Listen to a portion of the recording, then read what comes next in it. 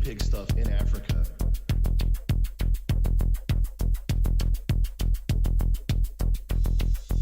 is so insane.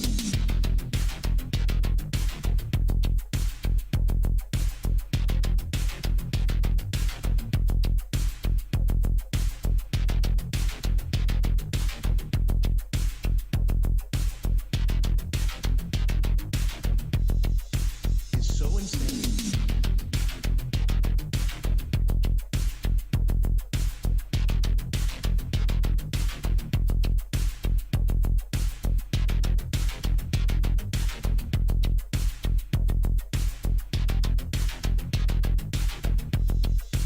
It's so insane.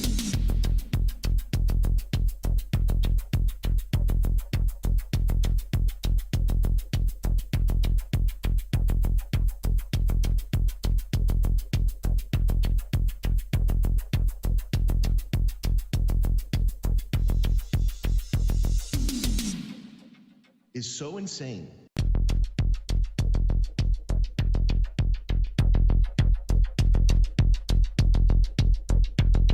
Welcome, nerds. We work now. Pig stuff in Africa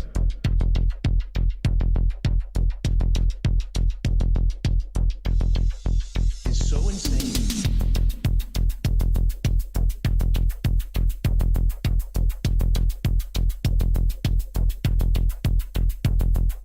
The human guinea pig stuff in Africa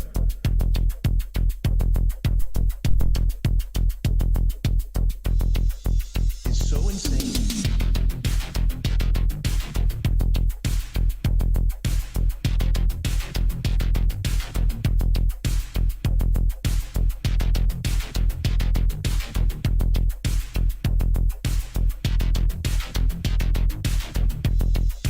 It's so insane. Yeah, baby. Sorry, Miss Jackson. Ooh.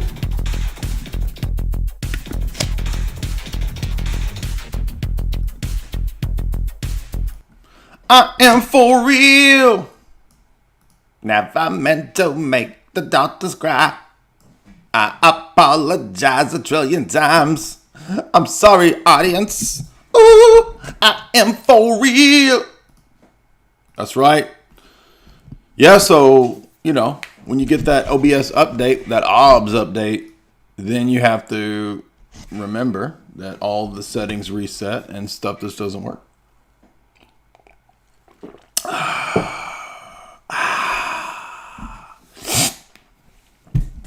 So here we are. We're back. It's white boy whiteboard summer. That's what I was trying to say to y'all when we had no sound. We're going to be breaking out that whiteboard on your boy Samuel Hyde Harris and your boy Jordana Peterson. That's the J that everybody loves and wants to hear. Yes, this is my voice. You hear it. Sorry, Miss Jackson. Ooh, I am for real. Never meant to make the audience cry.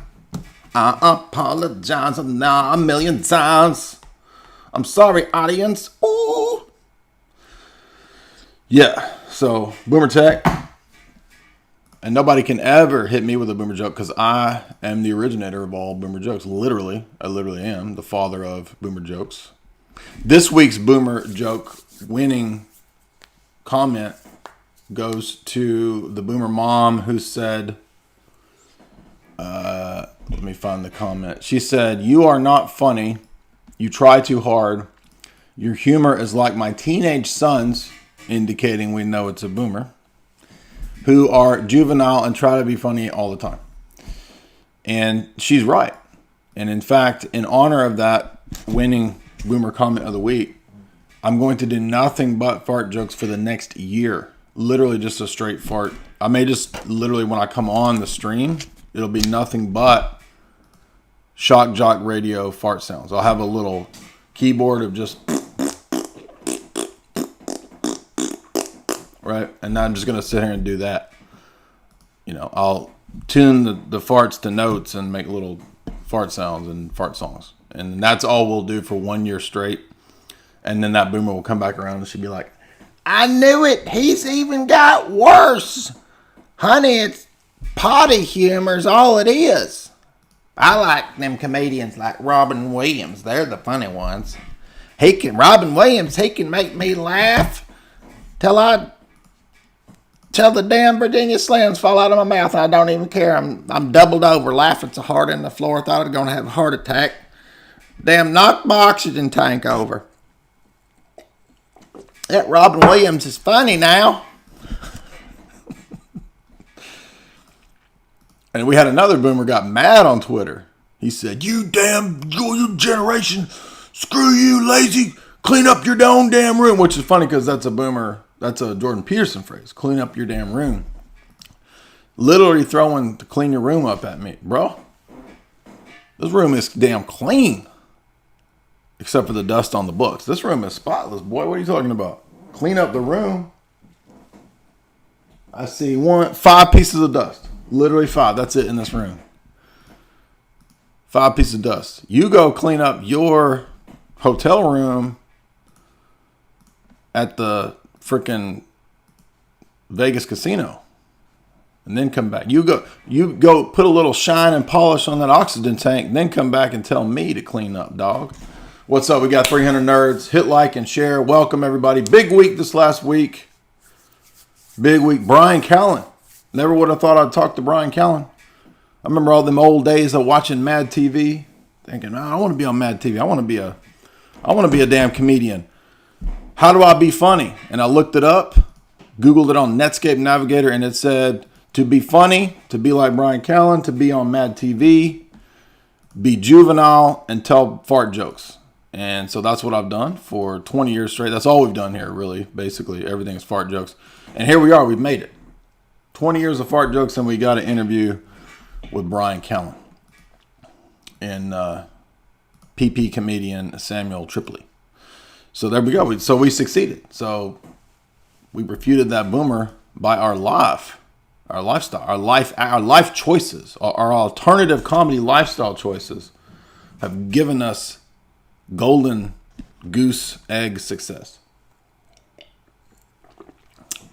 We're just kidding, boomers. We love you guys. It's jokes. I mean, I purposefully put on all the social media listed as comedian, even though I'm just a comedian in my head. But so what? That's how the internet works. You can be whatever you want to be. You could list yourself as a damn Panamanian drug lord, which I may do next year. I may just take a year of a new identity on the internet and be Panamanian drug lord. I'll have a damn white Panama Jack hat. I'll grow my freaking my fingernails so long. Just be doing this. I'll just be cutting into little bags of coke all the time. I'll have a couple light brown Hispanic fellows around me with machine guns. And I'll have my white coat. I already got the white coat to be a Panamanian drug lord.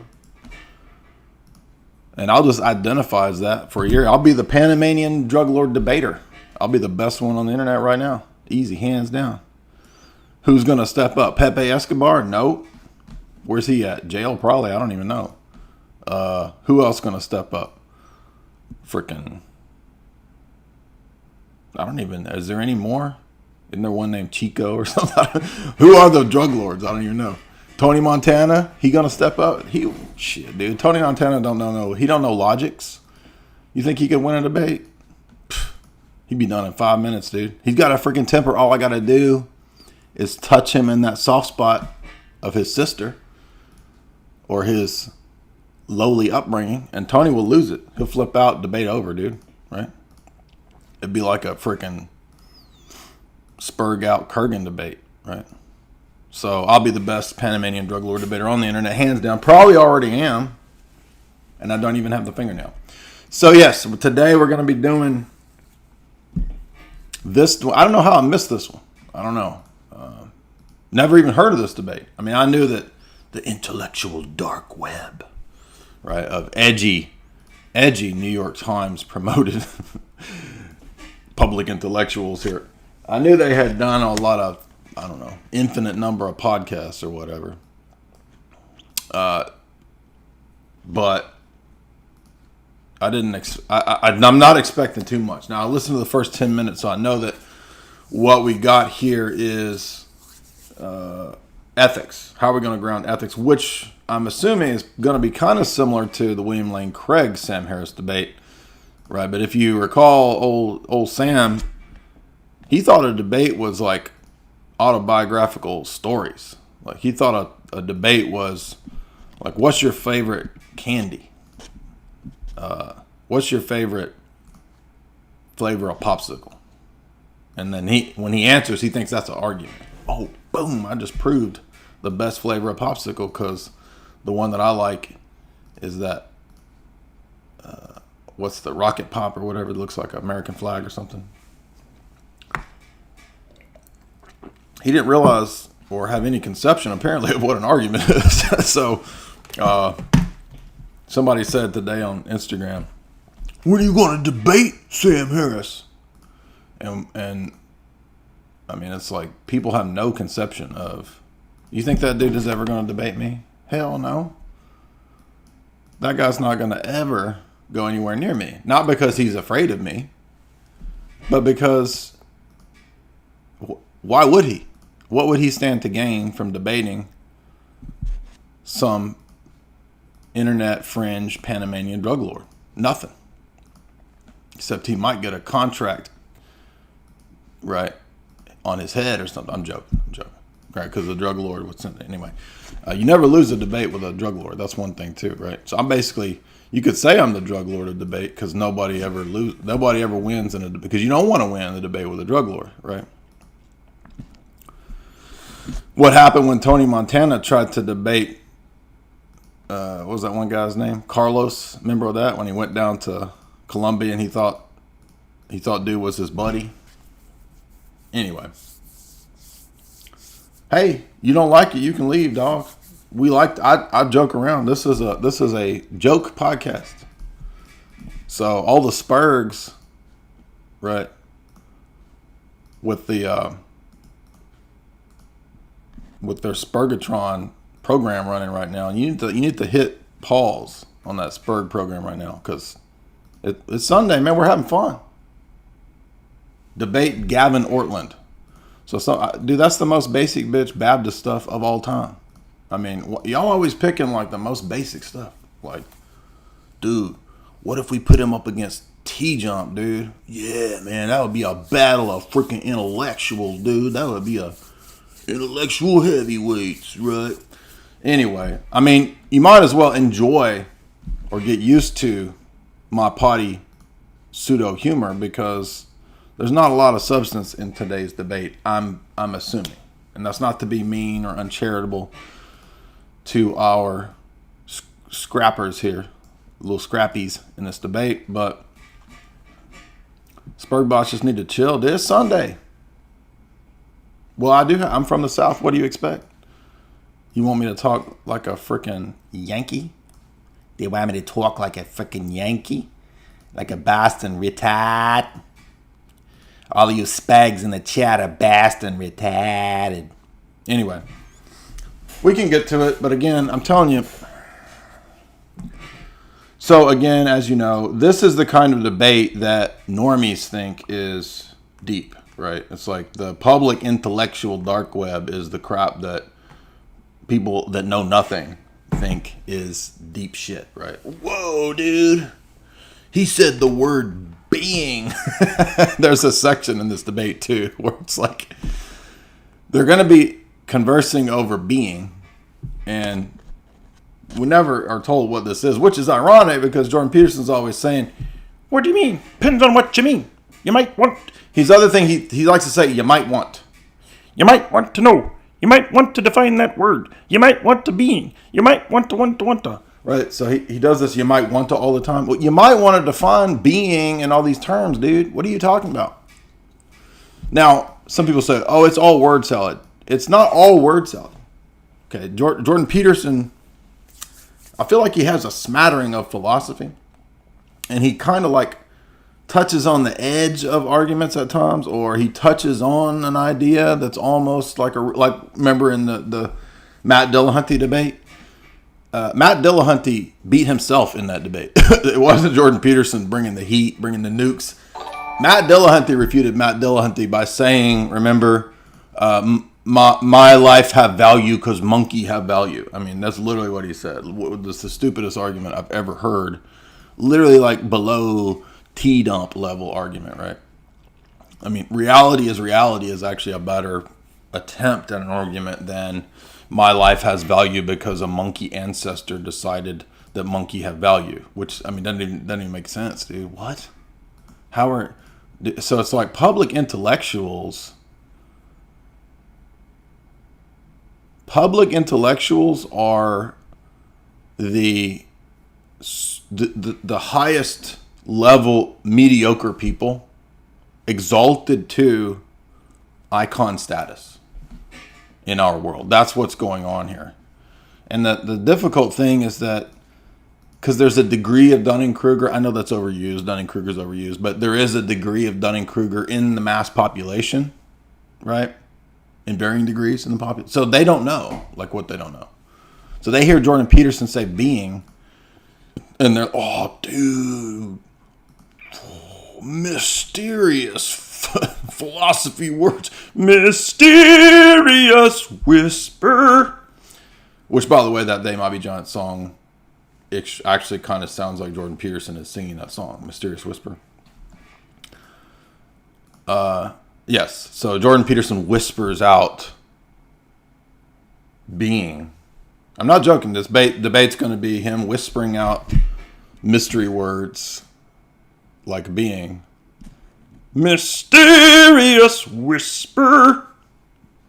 And the crowd's going to be mystified. The other thing about this debate that's funny that I noticed within a few minutes is, dude, this crowd cheers at every sentence either dude says. And I'm like, is this the Tonight Show with like the laugh light that comes on? Like, is there a cheer light at this audience telling them when to cheer? Because, I mean, Jordan Peterson, like, let me grab some water. Yeah! Grab that water, dude. Yeah! It's like they go crazy for nothing. Just wait. You're going to be like, you're going to see what I mean. They're cheering for every freaking thing. Jordan Peterson scratches his nose hairs and they're going, yeah, he did it. He did it. He got that fucking itch, dude. Did you see the way, the depth with which his finger went and just pinpointed the itch and got it? Yeah. Sam Harris would be like, well, I think that you need to restate your premise so that I understand it. Yeah, restate it, dog. Whoa, man, blew my mind, dude. That was so deep, dude. Oh, I'm sparking out, baby. So it's not technically all going to be word salad. It's just going to be that Jordan Peterson just kind of like lightly, like he's playing with a giant beach ball, and he just he just touches the argument like a giant beach ball. He doesn't like grab that beach ball and just freaking roll with it in the sand, which he needs to. That's going to be my prediction. Let's get into it. As you know, we probably won't go through this whole debate because it's probably going to be a bit much, right? You know, well, why don't you? Depends on what you mean. You might want to know about. You might want to know about what you're saying. Yeah. About. You might. Listen to how many, let's count how many times, take a drink every time he says you might want to know. Dude, you're going to be getting your stomach pumped. You try to do a drinking game for, you might want to know. Let's do it. Percent didn't, and I noticed that. I mean, it's clear to me that seeing these successful conversations with other people who I respect, I began to wonder that I might be the problem, and I think I am the problem. Oh, edgy, dude, edgy.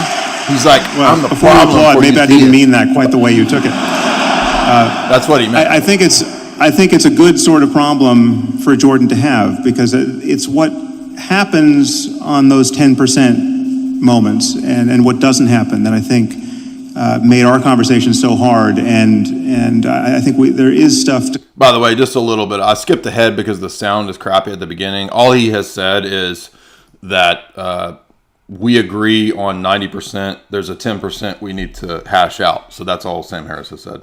Clarify between us. So I look forward to doing that, and thank you, Jordan, for agreeing to do this. It's an honor to share the stage with you, and needless to say, having Brett as a moderator is almost an obscene underestimation of the role he should be playing on any stage, because he, as you know, he's been on my podcast, and that was one of the best conversations I've ever had. So thank you for doing this, Brett. Thanks, Sam.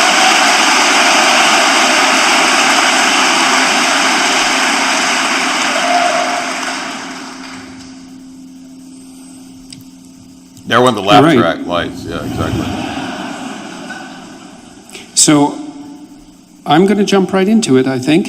Here, so look, this is, I put up a poll a couple of days ago to find out what people, broadly speaking, might want us to discuss, and I've been taking a look at that, and I took a lot of notes, which is why I have my computer here, by the way, and my phone. It's not to check my email while the debate's going on, the discussion. I thought what I might do is the just lay out audio some good there, places that I balanced? think Sam and I agree. And because there's lots of places we agree. And so, and then I want to figure out They're about to clap where because we he said we disagree, which agree I've on been trying to things. sort out, and then I want to see if we can hash it out a little bit and move I'm the forward mod? on that No, bit. So I'm not the mod of I'm this. going to lay out. See, one of the things that Carl Rogers said, the psychologist, was that one of the good way to have a discussion with someone is to tell them what you think they think until they think that what you said reflects what they said. That's But look, this is a really That's useful thing social to know engineering. if you're That's ever not a having a debate, discussion dog. with an intimate partner, for example, is that you have to put their argument back to them in terms they agree with. It's very difficult. So I'm going to try That to is do a that. good move. And so the first thing is, Should do I think that partly what's driving you, if this is accurate, is that you want to ground a structure of ethics in something solid. And there's two things you want to avoid, two catastrophes, let's say. One is the catastrophe that you identified with religious fundamentalism, and the other is the catastrophe that's associated with moral relativism. Is that reasonable? Yeah, that's good. Okay, good. Okay, well, no, but this...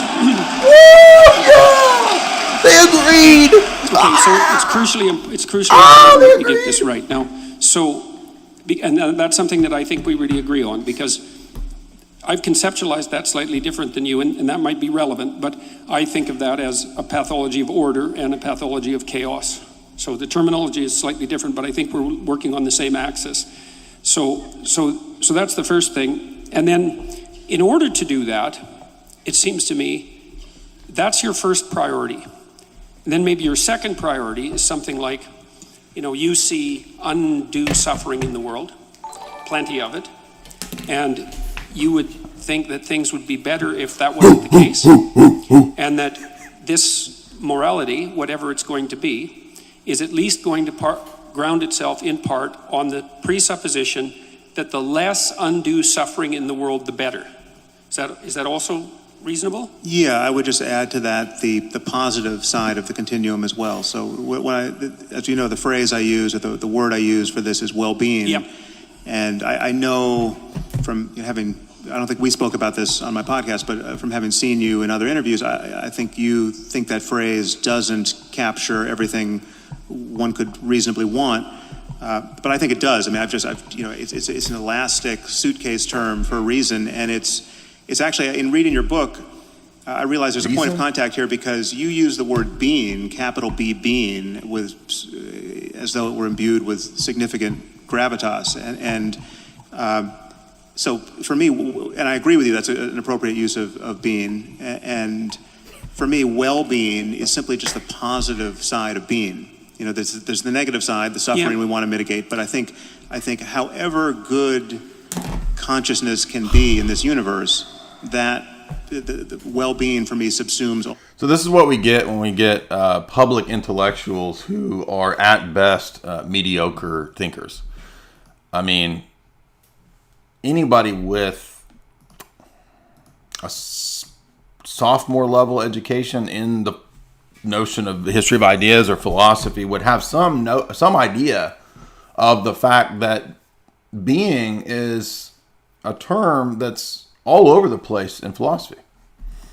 As we talked about last time, right? Heidegger's notion of being is not going to be anything close to David Hume's notion of being. Plato's notion of being, that reality is fundamentally ideas, is not going to be anything like a materialist notion of being, that reality is fundamentally just physicalism, matter. So it's silly and sophomoric at best to listen to public intellectuals pontificate using terms that are all over the place in the history of ideas, in the history of Western culture, in the history of philosophy, as if this is some obvious thing. Well, we all know what being is. And so I'm sitting here listening to, I'm thinking of like 20 different philosophers talking about being.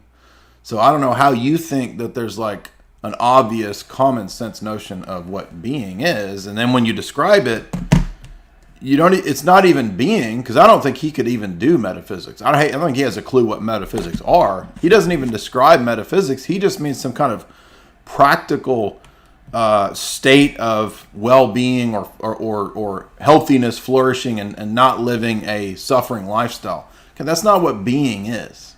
This is so dumb, right? Again, how are these people public intellectuals without just all of this promotion behind them? It's really staggering. A philosophy 101 class would introduce you to different philosophers famously having different ideas of being. And so to kick this debate off as if somehow it's obvious that well-being, he said at one point, means reasoning. No, a reasoning faculty is not well-being. You might utilize your reasoning faculty to achieve well-being, but to conflate these two is retarded. It's dumb. It's like saying that eating a healthy lifestyle is the same as doing math problems. Math problems is using my reasoning faculty. Eating healthy to have a healthy lifestyle, it's not the same thing. I might use my reasoning faculty, the power of reasoning, to do both things, but they're not the same. So it's like this person, it's amazing, really, that, and we're in such a anti-intellectual state that this just dupes millions of people. Listen to this crowd cheering at everything these midwits say. It's kind of mind-boggling, really. It's scary. All of those possibilities. Okay. Well, so I focused on the suffering element, I think, as I've done in my own work, because I actually think it's easier to zero in on in some sense. Like, I think it's easier for people, and I think you lay out the argument in the moral landscape kind of like this.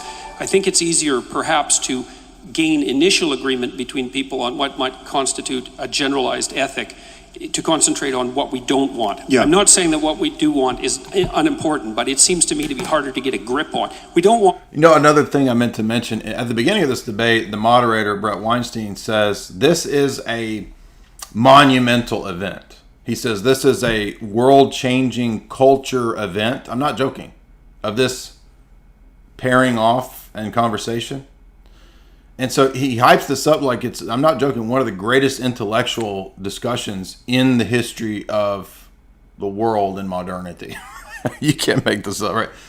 And again, I'm not trying to be unfair to Jordan Peterson. I think Jordan Peterson is far more intelligent than Sam Harris. Sam Harris has no clue about what logic is, how arguments work, what an argument is. How to distinguish that from autobiographical details or emotional appeals. So I'm certainly going to give a lot more credence to the way and the approach that Peterson's going to go in this debate. But even Jordan Peterson, who I don't doubt knows a lot about, his field, psychology, Carl Jung and all that, when it comes to philosophy, he does not know this field. And he might have a smattering, right? He might just sort of touch the beach ball with his finger. And I'm not faulting him for at least trying to move in the direction of transcendental arguments, which he did with Dillhunty. But it just would have been, there would have been so much more oomph that you could have had with even just a sophomore level knowledge of philosophy, right? And I'm not trying to be arrogant or rude. I'm telling you the facts. I'm telling you what any professor who listens to this kind of stuff, right? If we had Father Deacon on here, he'd be saying the same things, right? He'd be saying, look, there's no self-evident, just obvious notion of being that we all agree on. There's no self-evident notion of well-being. When you start equating well-being with reason, and when you start saying that well-being is reasoning, I mean, it's just, it doesn't make any sense. It's an inability to be nuanced in a field that's very nuanced.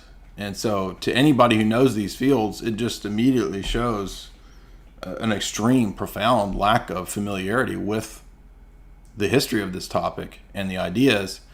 And it's all the more absurd given that at the beginning of this discussion, the moderator touted it as one of the most important events in modern history. I'm not joking. It's like, what? It's like, I mean, it's I don't have any words really for that, but I mean, this is where we're at. I mean, we're at a situation where the public is so dumb and they're so dumbed down, they can't recognize who public intellectuals are. So they're going to believe any goober that the establishment puts several $1 million behind, right? And this is what, of course, all the soy science boys do, right? All right. So part of this, though, is also you can recognize that when people are kind of catapulted to a high degree of popularity without a lot of grounding, they get that Messiah complex where they think that they can hammer out the answers and the solutions to these problems, and that they can solve it by rational dialogue, and that they can answer and come up with an ethic. I'm not joking. That's the way Peterson was just talking around. Like, if we dialogue about this, we can come together, see where we agree, and we can come up with an ethic. What? I mean, you're never going to get out of this subjectivist, relativist, Ouroboros circle that you're wrapped in until you get rid of this nonsense. You've got to dump this garbage, all this Carl Jung crap. It might show you some insights into transcendent realm. I think that's what Peterson has noticed, is that Carl Jung, which is just watered down Platonism, right? It kind of points you in the direction of the transcendent. Okay, but that's not an argument. That's not enough. That's just basic, like noticing that there's more than the physical realm. Okay, well, good job. That's like level 1, dude, right? You got Mario to the freaking first flag. Now you got to go into the underworld. Right? Now you got to do the rest of level 1. Okay. And again, I'm not being arrogant. I'm telling you, this is what anybody who knows philosophy is going to be saying about this level of public discourse. And really, the people who are cheated is the audience. Okay. The audience of goobers that are cheering on every sentence that these people say, they're the ones that are really being cheated here, because, I mean, it's just sad. I don't know what else to say. And I'm not being unfair to Jordan Peterson, because I think Jordan Peterson is a smart dude. I think Jordan Peterson, we hope that he will convert to Orthodoxy, right? I mean, obviously Sam Harris too, and everybody, but certainly of these two, Jordan Peterson has come closest to moving towards Orthodoxy. And so we definitely pray for that. But I mean, look, Carl Jung is only going to get you so far, right? That's the real essence of this. And it's great to see that Jordan Peterson is, he edges over there into kind of feeling out and getting the basics of what a transcendental argument is. And I assume that he's probably going to go in that direction with this where do we ground ethics discussion. But what's going to have to happen for that to occur, I think, just my opinion on this, is that there's going to have to be a realization that you as a public intellectual are not going to be able to solve the ethical issues. We have to humble ourselves and accept the Christian paradigm, the Orthodox paradigm, right? And then we can reorient the way that we approach ethical issues. So it's all backwards here. That's what I'm trying to say. We don't want Auschwitz. We don't want the Gulag Archipelago. So, and there are... And I would add, to just closing the door to moral relativism here, those who do want Auschwitz are wrong to want Auschwitz. I mean, it's obviously Right. Auschwitz only happened because some people did want Auschwitz, not the victim side, but the perpetrator side. And so, crucially for me is the claim that I'm a realist. I'm a moral realist, and what realism means is that there are right and wrong answers Yes. to questions of this kind, and you cannot know what you're missing. In fact, we almost certainly don't know what we're missing on questions of human value, and our job is to discover just how good life can be and just what variables are making it needlessly horrible, and to mitigate all of that and live in a better and better world. Okay, well, so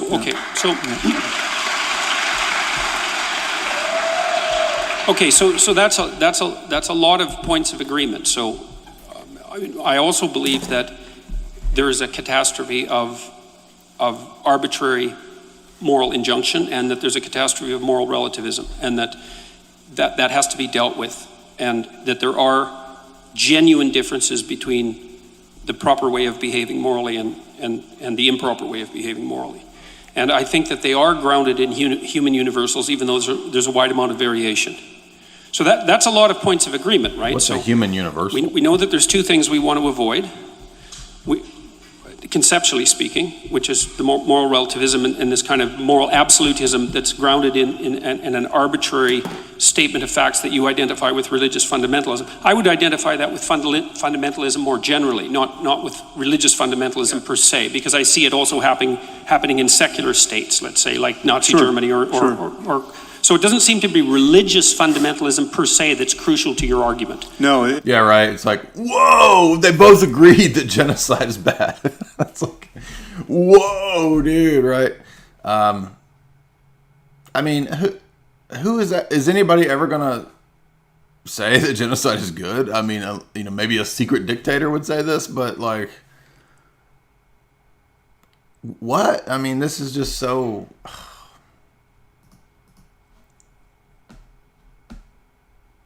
I don't know, it's sad. But look, already we've got a bunch of things mentioned here that I wrote down that,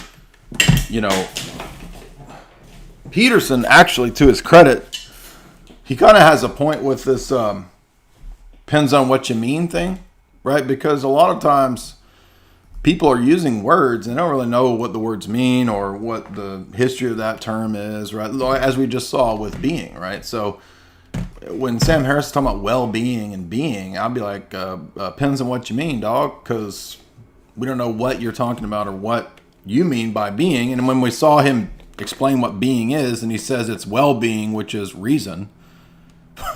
What? I mean, a faculty is not the equivalent to a value judgment state, right? It's the state of things.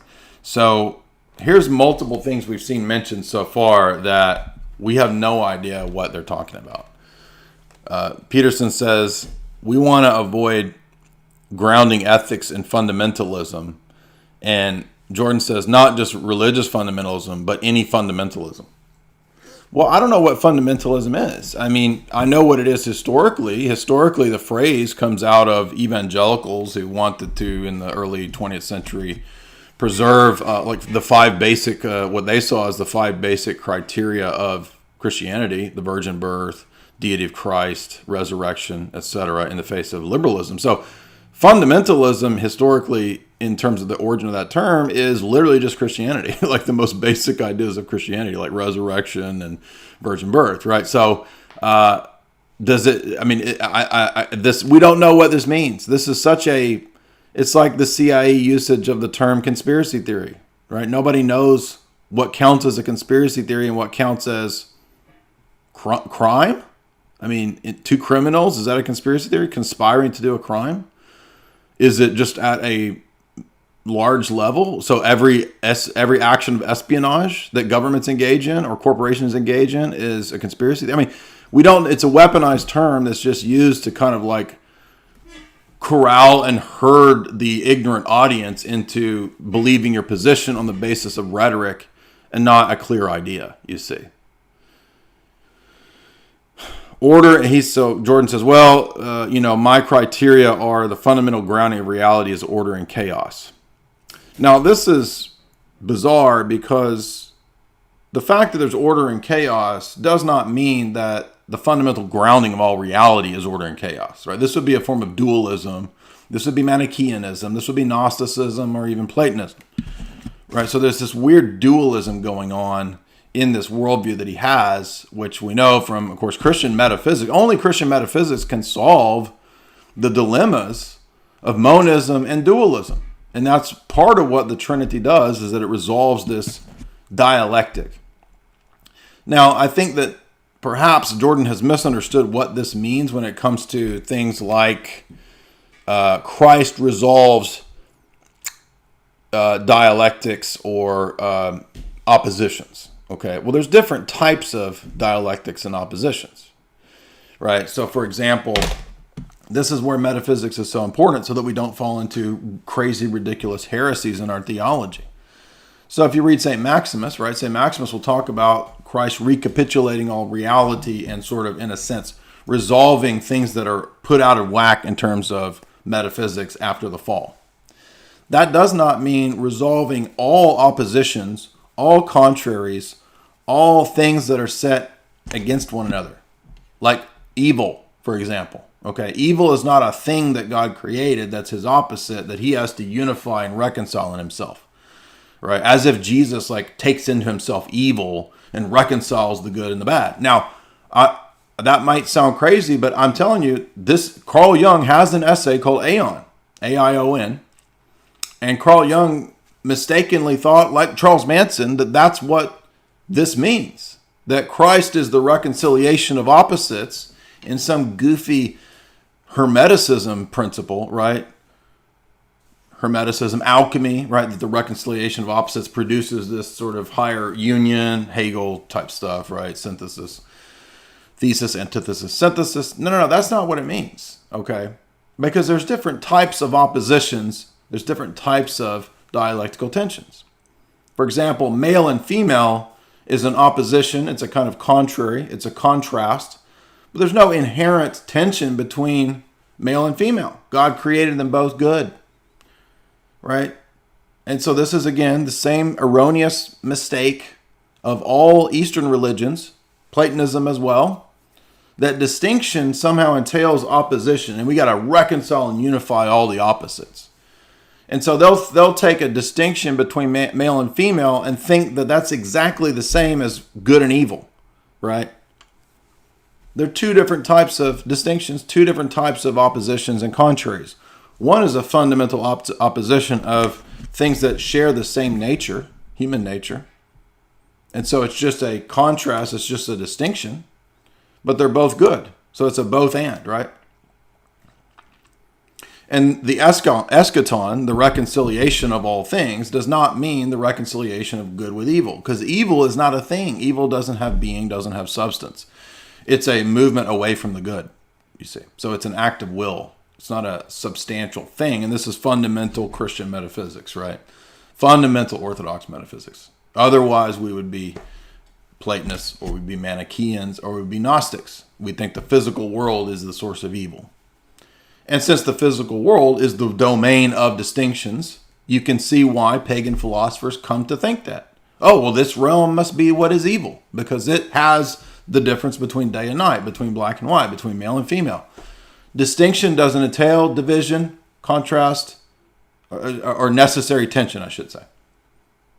Because in God, there's real distinction, right? So there's no dialectical tension that's fundamental to reality. In fact, the tensions that exist, not distinction, tensions, right? When men and women fight one another, when good and evil fight one another, that is a result of the fall. That's an abnormality, and that's metaphysically distinct and different from just things being different types of things or distinct in their natures. I'm distinct from an animal, from a cat. That's not bad. There's nothing inherently bad about me being distinct from a bunion on Joe Rogan's toe. I'm distinct. I want to be distinct from that. There's nothing fundamentally bad about that, right? So when we start using these terms like being, and we start thinking things like Carl Jung's blasphemous idea that Jesus or Christianity represents this kind of great grand reconciliation of all opposites, if you don't have that basic metaphysical distinction that I just gave you there, you're going to fall into some retardo blasphemy. You're going to think that Jesus is Charles Manson theology. I'm not joking. The Process Church's theology was Jesus is Satan. They're flip sides of the same coin. So Christianity is the reconciliation of opposites in your boy Chaz's mind. You got me. I'm the devil. I'm Jesus. I'm in your mind right now. Literally, that's what he thought. And people have said, well, maybe, Jordan Peterson he's talked about, right, struggling with depression, mental, issues. I'm not being mean. I'm saying, yeah, if you have Carl Jung's presuppositions, that leads to Charles Manson worldview, dude. I'm not joking. I'm not saying Jordan Peterson is Charles Manson. I'm just saying that the Carl Jung, read the Carl Jung Aeon essay. It says Jesus is Antichrist. Antichrist is Jesus. They're the reconciliation of opposites. Well, what in Hermeticism shows the reconciliation of opposites? Baphomet. Right? The Baphomet has the big tatas and the little pee-pee, right? Because he's got both. He's the reconciliation of opposites. That's not what Christianity means, dude. It's not a alchemical, hermetic mystery religion where we're trying to smush everything back into one giant blob. That's why you learn metaphysics. That's why you go, and when you read the Cappadocians, when you read St. Maximus, you get a grounding in grand metaphysical narrative and explanation that's very nuanced, because it provides the categories and the framework to avoid this crazy stuff. The Charles Manson's dogmatic theology course. I don't mean I'm not saying Jordan Peterson is Charles Manson. I'm saying that what Process Church says is what Carl Jung says in the Aeon essay. And you would only come to that conclusion if you thought that, if you misunderstood the terms and phrases, like in Orthodox theology of St. Maximus, right, about apokatastasis or the reconciliation of things in tension. Okay, it doesn't mean good and evil are reconciled, because evil doesn't have being or existence. That was a rant, but anyway. It's not. So that just to close the loop on that, the only reason why I would focus on religion in particular there is that religion is the only language game wherein fundamentalism and dogmatism is not a pejorative concept. Dogma is a good word, specifically within Catholicism. And the notion that you must believe things on faith, that is in the absence of compelling evidence that would otherwise cause a rational person to believe it, that in a religious context is considered a feature, not a bug. Elsewhere, we recognize it to be a bug, and that's why the unique focus on religion. All right. So is it reasonable to assume that we've already established, at least in principle, that there's an association between the totalitarian regimes, let's say, and dogmatism, yeah. And the dogmatism that characterizes religious belief. Yeah. What do you think, although at least in principle, the secularist totalitarian states and the religious fundamentalist totalitarian states do differ in... I just remembered where that Aeon essay is. I got to go dig that up. Hopefully I still have that textbook. Yes, I do. It's right there. I see it. I'm going to grab that essay right now, because you know what? I've tried on the internet to find that a few years ago, and I could not find it. You cannot, maybe you can now, I don't know, but who knows what you can find nowadays on search engines. Not much, because they don't really work, but so we had a problem of evil in literature class, which was great. We did a whole bunch of Dostoevsky. We read Crime and Punishment, right? I think it was an undergrad class, but that's where we read that Carl Jung Aeon essay. So let me see if I can find that. Listen to this real quick. I'm gonna grab it because it illustrates what I'm getting at here. And we'll start to see how he's got this idea of the reconciliation of opposites worldview. because I'm like, where does he get this? Where? And I'm like, oh yeah, he likes, well, he's, you know, Jungian. Somebody said, well, does that mean Carl Jung is bad? Again, I just told you, Carl Jung is like a watered down Plato, right? So it's just Gnosticism, Platonism, like repackaged. So there's places where Carl Jung is insightful. He's genuinely insightful.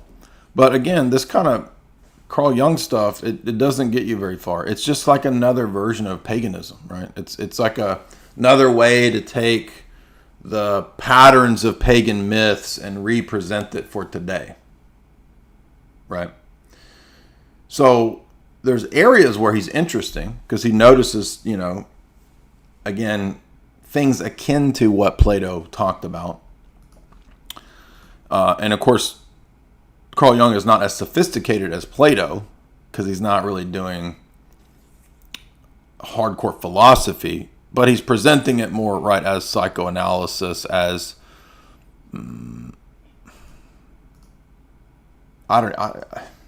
as mythology, I guess, right? I mean, Joseph Campbell, Masks of the Gods, and all this kind of the hero's journey. That's just watered down Carl Jung, which is watered down versions of Platonism and the ancient Greeks. That's all it is. And I'm not being unfair or charitable. I've read multiple things from Carl Jung. There's some neat parts, neat insights. You can do comparative religion and find some interesting parallels amongst the religions. But I mean, it's like it only gets you like this far. Right? There's a lot more to the story than just a few. But if you're new to this kind of stuff, oh, dude, Carl Jung blew my mind, bro. So it does serve as a kind of on-ramp for a lot of people, like an entry point for people getting into metaphysics or Christianity and this kind of stuff, right? So it's not completely terrible, but it's got these dangers, right? It's like reading Plato. I mean, is Plato completely terrible? No, but it's limited and it's fraught with dangers. I mean, you get into Platonism and you could go crazy with Platonism. But let me grab this essay because I just remembered where it is in this book over here. In one important regard, which is that the religious types ground their axioms in God and the secular totalitarian types don't. And so there's got to be something about totalitarianism per se that's independent of, that's associated with religious belief in the manner that you just described, but that's not particularly associated with the belief in God. There's something that makes them, that's a commonality between them. And so do you have any sense of what that might be? Well, I think one has to acknowledge that there's something uniquely pernicious, at least potentially, about religious beliefs, because they have the otherworldly variable, the supernatural variable, you're going to get everything you want after you die, so this life doesn't. Well, this is the big mistake of Harris, right? To think that his position is actually privileged, that he has an epistemically privileged position that's actually neutral and not committed to any dogmatic, fundamental pre-commitments. And of course, that's the strength of presuppositional apologetics and the transcendental argument, is that we would immediately call Sam Harris out on that, right? Now, wait a minute, Sam. You just said that, what you just said there assumes that you are in a privileged, right, epistemically neutral vantage point position to adjudge all these things. And have you demonstrated that? I'm not sure. Have you ever read a book on philosophy of science? Because one of the first things that's going to come up in philosophy of science will be the question of neutrality. Is science actually neutral? Does it actually present brute factuality? Right? And this is a very basic debate in epistemology about the givenness of objects, right? All the questions that we raised to Stefan Molyneux. Remember that when we had the debate with Stefan Molyneux? We raised multiple problems for this kind of naive empiricist epistemology, right? No, of course, Sam Harris is not going to have any idea who Sellers is. He's not going to know anything about, questions of epistemology, David Hume, that kind of stuff. But here, look, I found it. I could not remember where this essay was, and it's in this book that we had as a textbook. It was Problem of Evil. And as you'll notice, there you go. Look at that. Carl Jung Aeon. And I noted in my notes when I had this class 10 years ago that this whole essay is an attack on Christian metaphysics. Remember, Jordan Peterson believes that perhaps Christianity is a kind of grand story, some kind of mythology maybe that can reconcile opposites. Now, again, I'm not being unfair, and I'm not saying that I think that makes him a bad person, because a lot of people go through a stage where when they look at Christianity or when they're new to these topics, it might be through the on-ramp of Carl Jung. It might be through the on-ramp of Plato. It could even be through the on-ramp of atheist things like David Hume or Nietzsche, right? A lot of people come to Christianity through Nietzsche, believe it or not. So let's look briefly, though, at this Carl Jung essay, because it's going to demonstrate the fundamental metaphysical error and assumption that I think Jordan Peterson has that has not really been called out or critiqued yet. And I'm saying this because I would like Jordan Peterson to be Orthodox. And so if I'm looking at Jordan Peterson's worldview and saying, well, no, why is he not yet Orthodox? You know, everybody famously knows he has these statements. Well, I don't know exactly what Jesus was. What did he represent? Was he God? Did he exist? This kind of stuff, right? And so when we hear him explain what he does believe, typically it's couched as a kind of, symbol. Was he a symbol of this? Was he a representation of the ideals of Western civilization or whatever?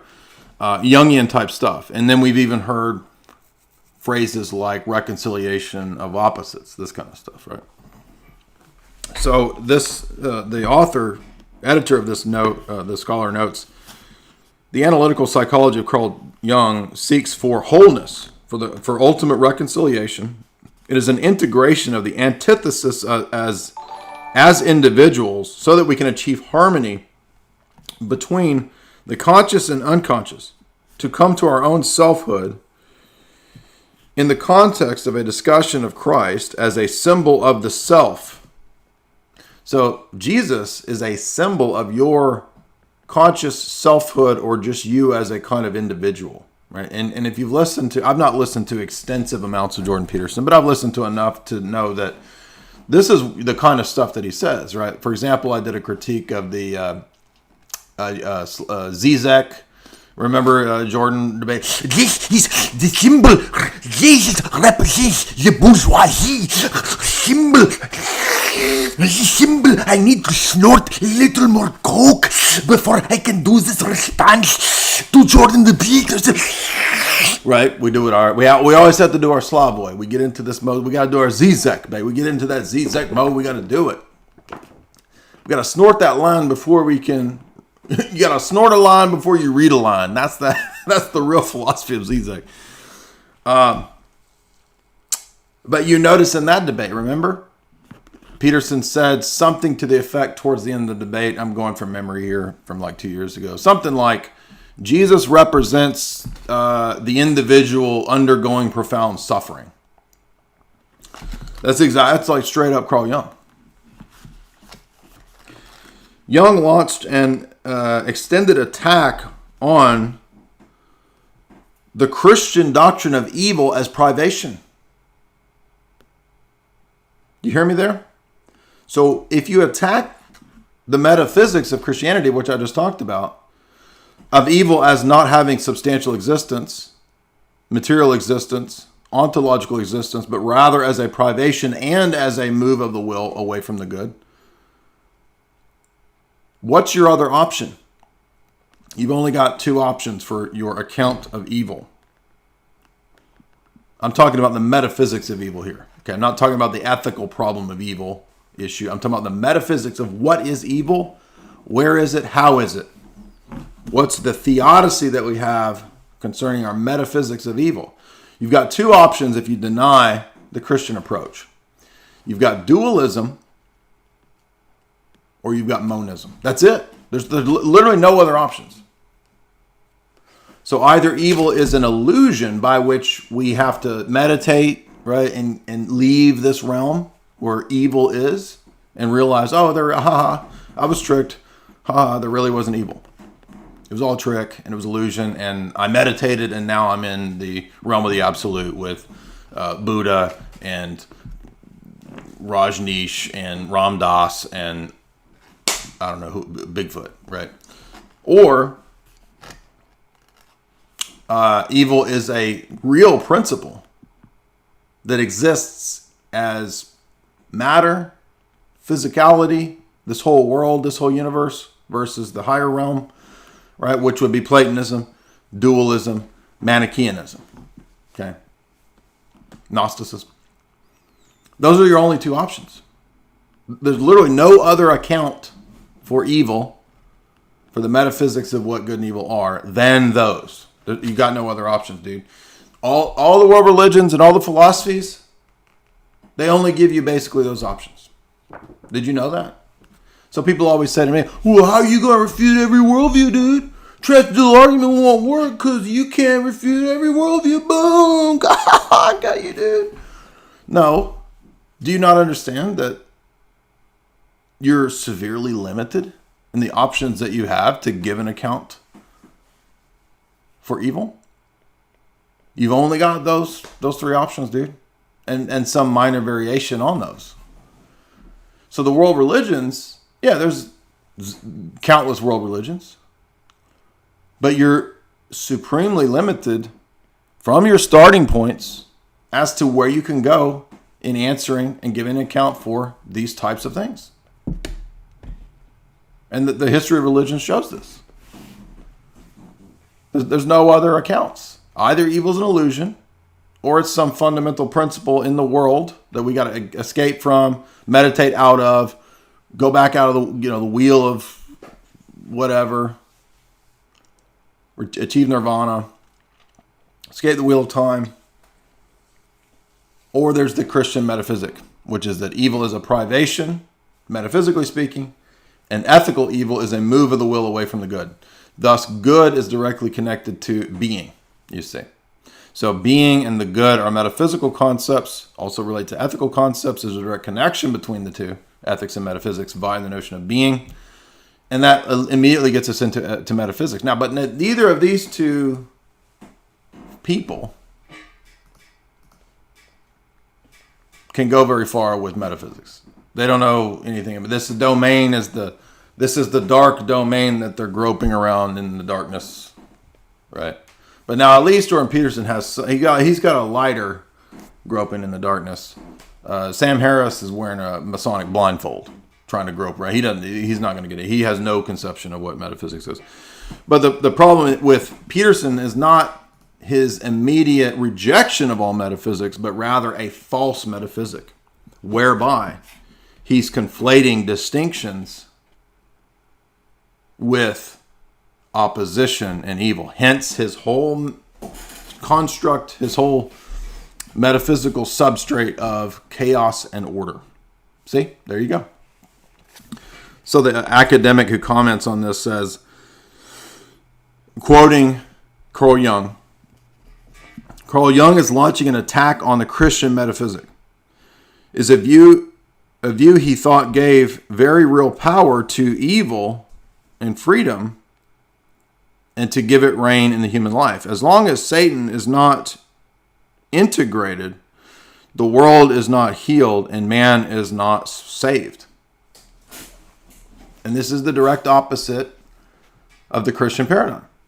We don't integrate Satan.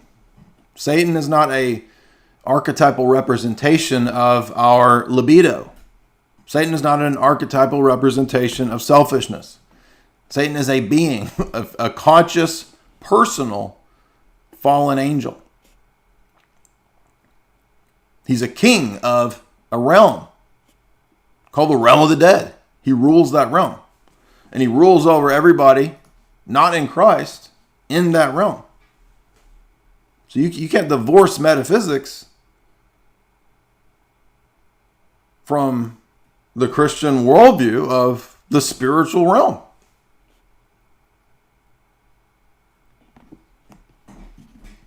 But Carl Jung, as a Luciferian, thinks that evil is a symbol, an archetype, a metaphor for our primal basic drives, our, as what was Stefan Mullen? The monkey brain. I'm just a pitiful little monkey brain. The monkey brain. That's just your primal Cheetah Uri, David Icke drives. The Cheetah Uri are serpent drives, 5 sense reality. Right? So the idea is, Satan isn't a real angelic being. It's a symbol, a metaphor. And when we realize it's a symbol, a metaphor, then we can recognize, it's just part of my psyche and my biology, my subconscious, to want to rape and pillage and murder and do all these bad things. That's just, hey, bro, we're all that way. Now we're starting to get into like Alfred Kinsey territory, right? You see how pernicious this is? And this is how it led to, this is the Charles Manson theology. This is Dr. Chaz, right? Dr. Chaz Manson right here, baby. Give a gap. Right? Thus, Carl Jung says that when he was discussing with Mircea Eliade in 1952, quote, Satan represents evil. How can evil then be reintegrated?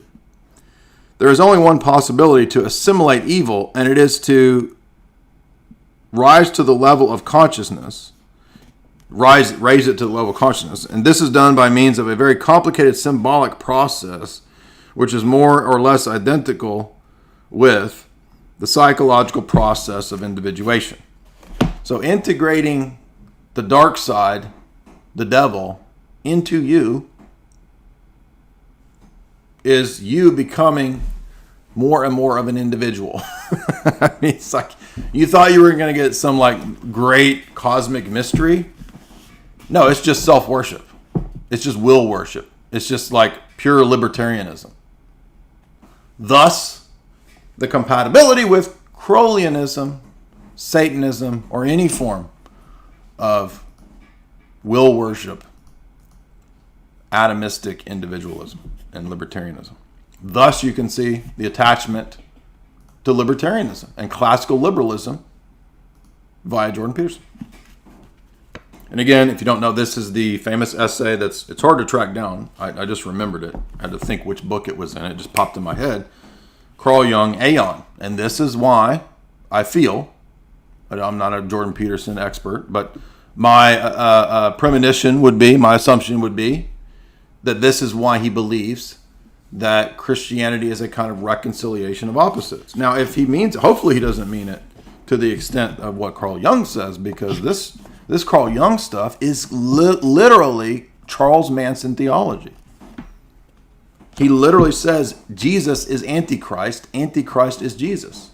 Like, whoa, dude. That's like, that level of blasphemy took that took some legit creativity. That's not just normal blasphemy. That's creative blasphemy. That's like next level blasphemy, dude. And this essay is only 5 pages, right? It's not a long thing. And Carl Jung says the Manichaeans had it right all along. He ends the essay saying the Manichaeans were right. He tells you where he's getting it from.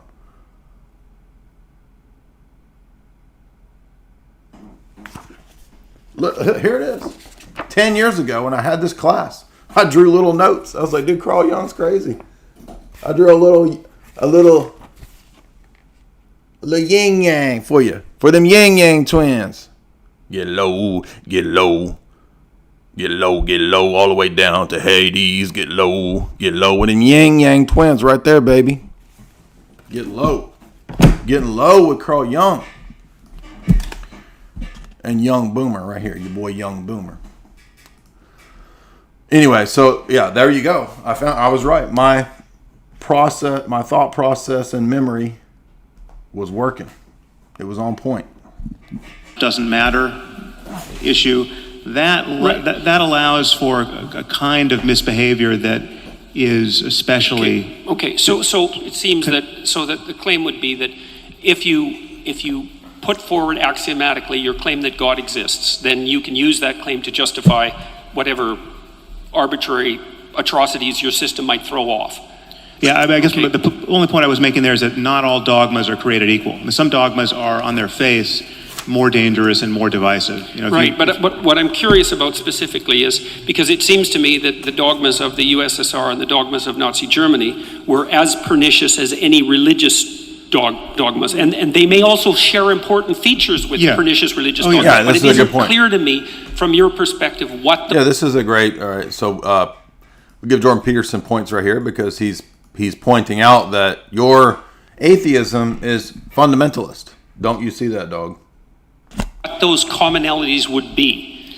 Well, so, I mean, in some ways you're recapitulating an argument I've made, and this is an argument that I would make against you were you to claim, as you have elsewhere, that atheism is responsible for the greatest atrocities of the 20th century. The idea that Stalinism and Nazism and fascism were expressions of atheism. It's funny how the atheists are allowed the out to extract atheism from the actual historical tyrants and proponents of atheism. They do not grant that to Christians, right? If you're a Christian and if there was a king in the Middle Ages who did something tyrannical, you can never extract that from Christianity, right? But oh no, that wasn't real atheism, you see. Oh, that wasn't real that wasn't real communism, bro. That wasn't real Marxism. Oh no, that was not the real authentic atheism that I believe in. Yeah, come on, dude, give me a break. Who buys into these freaking low tier arguments anymore? Simply doesn't make any sense. I mean, in the case of fascism and Nazism, it doesn't make any sense because the fascists and the Nazis, by and large, were not even atheists. I mean, Hitler wasn't an atheist, and he was talking about executing a divine plan, and he got lots of support from the churches, and the Vatican did nothing to stop him, and fascism, as you know, coexisted quite happily with Catholicism in Croatia and Portugal and Spain and Italy. So, but even in the case of Stalin, what was so... Yeah, but that is a critique of well, actually, this is way basic, bitch, and convoluted too, because fascism began as a liberal movement, right? Fascism began as a leftist movement that then transmuted into the marriage of private and public, government and corporation, right? According to Mussolini's dictum. So, by that definition, by the way, Sovietism, right? Stalinism isn't that far off, okay? And of course, we're going to see that. I'm sure Sam would distance himself from Stalinism. But that's the funny part about this is that when you start getting into the actual atheistic regimes, the atheists always abstract. Oh, no, not that one. Oh, not that. And oh, not that. And not that. But you guys are accountable for anybody who's ever professed Catholicism, and there was a concordat between, Franco and the church or something, right? I mean, this is just it's special pleading, isn't it? I mean, my gut reaction to this would be true for thee, not for me. This is just special pleading. So wrong with that situation were all of the ways in which it so resembled a religion. You had By the way, have you ever heard any public intellectual ever mention or call out a single fallacy? This just hit me. This is maddening.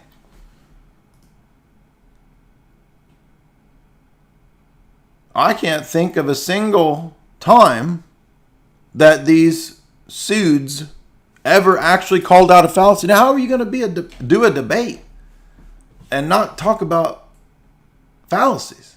I mean, in any debate, at some point, a fallacy comes up, I guarantee you. And in most debates, many fallacies come up. Now, take Trent Horn and Cosmic Vegan. Right?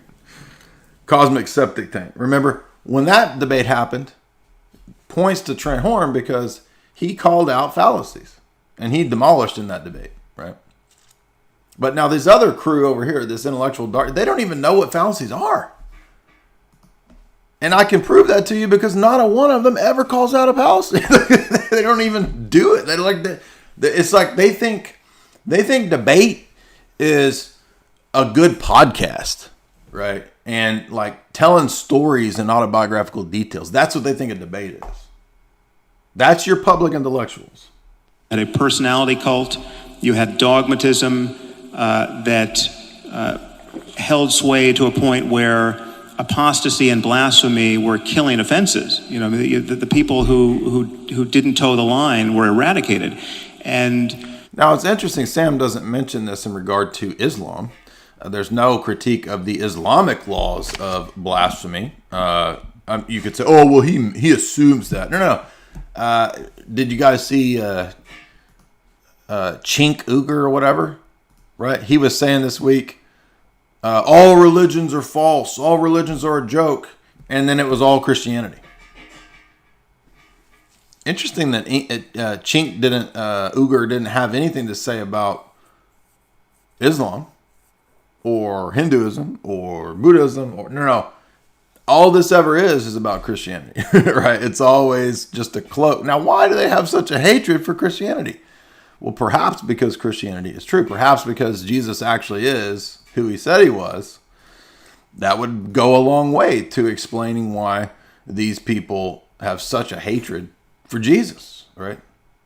Why are they? I mean, so again, and remember when Sam was doing all this, he didn't expend much effort in terms of explaining why this is somehow unique to Christianity. He just assumes it, right? So that's all rhetoric.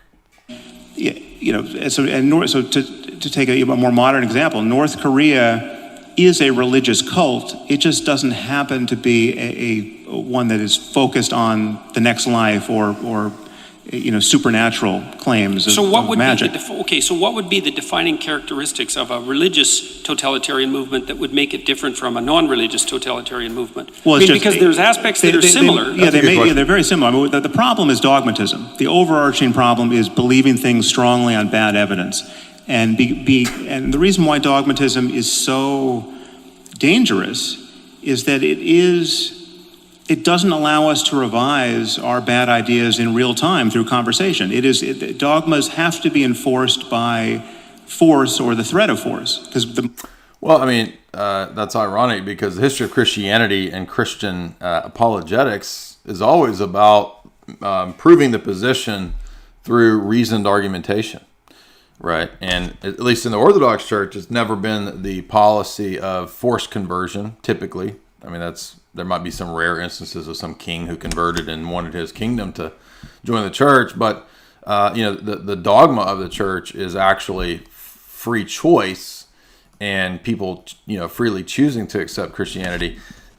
I'm not familiar with the dogma of free choice in atheist states. I don't think you were accorded a whole lot of freedom. And Sam is saying, yeah, that's true. And there's dogmatic state cults. Now, so wait a minute. What is dogmatism then exactly? It's sounding more and more like, for Sam Harris, dogmatism is just whoever disagrees with him, right? Because he's not going to give any coherent account of what actually is somehow dogma or why that is bad, right? Because as we saw at the beginning of this debate, Sam is a slow boy on metaphysics. He has no idea what that is. He thinks that well-being is the same thing as reason and reasoning, right? Like just fundamental category mistake. The moment someone has a better idea, you have to shut it down in order to preserve your dogmas. Okay. So the commonality seems to be something like claims of absolute. Well, that's also a false comparison, false analogy, because Sam Harris's example was that the only motivations for shutting down something would be if it's a better idea. What if it's dangerous, pernicious, and false, right? I mean, it's like, so he literally thinks that the only reason anyone ever persecuted anybody in any historical sense for a worldview is because the opposing position was better. So any laws that punish child rape are only enforcing that dogma because the child rapists have a better argument. I mean, this is so dumb. The truth at some level that you're no longer allowed to discuss. Yeah. Okay, so that's another point of agreement then, I would say, because part of the reason that I've been, let's say, a free speech advocate, although I don't think that's the right way of thinking about it, is because I think of free discourse, like the discourse that we're engaged in, as the mechanism that corrects totalitarian excess or dogmatic excess. And so I also think that systems of governance that are laying themselves out properly have to elevate the process by which dogmatic errors are corrected over the dogmas themselves, which is why I think the Americans are right, say, with regard to their First Amendment, is the process of free speech is the process by which dogmatic errors are rectified. And so it has to be put at the pinnacle of the hierarchy of values, something like that. No, I think you and I totally agree about the primacy of free speech. Okay, good. Okay, so that's another, fine. Yeah, that's not true. I mean, Sam Harris, of course, if you remember his emotional appeals in his previous debate that we covered, was all about how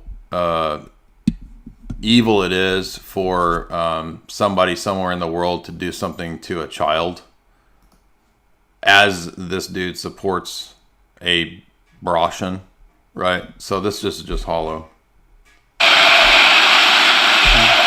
And why is this getting like audience cheers? Like the audience, oh, you say he believes in free speech? Yeah,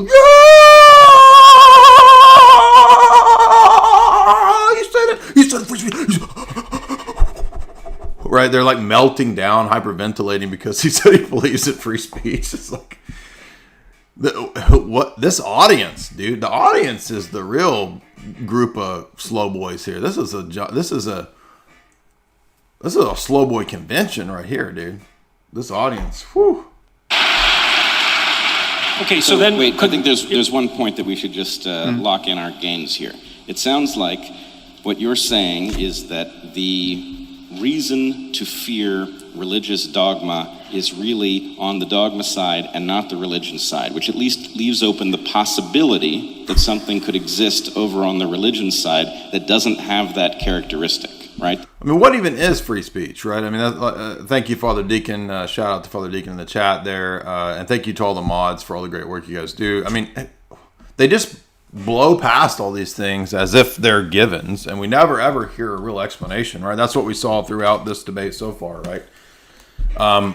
We're not told what fundamentalism is or what the criteria is to know who is a fundamentalist and why they should be avoided or what it is. It's just passed over. We critiqued Jordan's order chaos metaphysic, which is never given account for or explained. It's just stated to be the case. And we looked at Carl Jung. We saw Sam's really low tier basic bitch confusing of thinking that well-being is reasoning. I mean, what? Then we saw Sam appeals to things being wrong. No idea what wrong is or how that's objectively grounded. He doesn't. I don't think these people know what it means. They don't. We know they don't, right? When you say, can you give an account for, a justification for, a coherent explanation for, a reason for your ethical claims and why they're objective? And they reply with stories. They reply with autobiographical details. They reply with Hallmark card sad stories. It's like, dude, you have no clue what an account is, what a justification is. It's like, it's kind of astounding, right? It's like when they asked Dillahunty, why do you think human life has value? And he tells the monkey story. Because monkey have value. What? What? All right, we heard Sam appeal to moral realism. Dude, you're not going to get there from your goofy worldview. We heard value judgments. We heard, what is this? Him say better, best, better. What's the standard criteria by which you judge best and better? They don't get that these things have to have an objective metaphysical reality. He's talking about moral realism. He doesn't even know what metaphysics is. He doesn't know what realism is. And then we heard Peterson say, well, I agree with you that these are human universals. What? What is a human universal? I don't know what you mean. You talking about things that humans universally agree on? Are you just saying that there's a generic moral sense that humans have? Are you saying that there's universals? As we've seen, right, consistently here, really elastic and debated philosophical terms are just being breezed past as if, well, we all know what that is, right? We all know what that is. We all know what being is. Come on, we all know what being is. Right, that often they travel in tandem, but that the thing to fear is not the religious belief, it is the dogmatic nature of the way it is conveyed. Oh, yeah. Is that fair? The other way to say that is the only thing that's wrong with religion is the dogmatism. Okay, basic bitch precept time. You just stated a dogma, Sam, that you can't vindicate, justify, or give an account for, that it's always wrong to be dogmatic. That's a dogma. What is your physicalist, materialist proof for the truthfulness and the universality of the proposition that it is always wrong to be dogmatic? Of course, Sam could not give you an account for that. He could not explain that. It's his dogma. That right there, if you caught that, that's the essence of precept. You caught the whole transcendental argument in encapsulated form right there. That ends the entire thing. Anything that comes out of Sam Harris's mouth, that ends it right there. If you get rid of the dog, I've got no problem with the buildings and the music and the paintings and. Wait a minute. So I hope Jordan's going to call out this dogma. Right, and all of our audience, I know you guys are smart enough to see this, right? Do you see how dumb this was? Sam Harris can't recognize that he has a dogmatic stance to be anti-dogmatic, and he wants to he will enforce this. That's the thing that atheists enforce this. You will accept my liberalism, you will accept my tolerance, or you will die. I mean, that's literally how they operate. That's not a trivial point, and it's not just a joke, because the buildings and the music are very important parts of the religious process. And so I know there's a humorous element to that, but it's not like Sam is throwing out the baby with the bathwater there. And to go further than that, I've got no problem. In fact, I'm deeply interested in the phenomenology of spiritual experience. So whatever experience someone like Jesus had, whoever he was historically, or any of the other matriarchs and patriarchs of the world. Did you notice that? Remember the point I've made quite often that the world sees Jesus as a dude, right? The attitude of the world is Arianism and Nestorianism, right? This is why it's so important to understand that the person of Christ is a divine hypostasis. He's the second person of the Godhead who took on human nature. He's fully human, but he is, in terms of his personhood, the Logos, the Son of God. And the world thinks Jesus was like a revolutionary hippie teacher kind of guy, right? Just totally ignorant. They have no idea who Christ is. They don't know him. They just hear that they have this buffet, selection of nuggets that they've heard over the years that they put on their buffet plate, and it's like, he was like taught peace and like love and hippie revolution against the system, and like he didn't believe in private property. Like if Jesus was around, like he would have been just like chilling with me, like watching like South Park or whatever, right? Like he would have just been cool, right? That's what people think, right? Which is just mind-bogglingly dumb, right? But it's not just dumb, it's also a spiritual blindness to where we don't understand that Jesus is not a dude. He's not just some guy, right?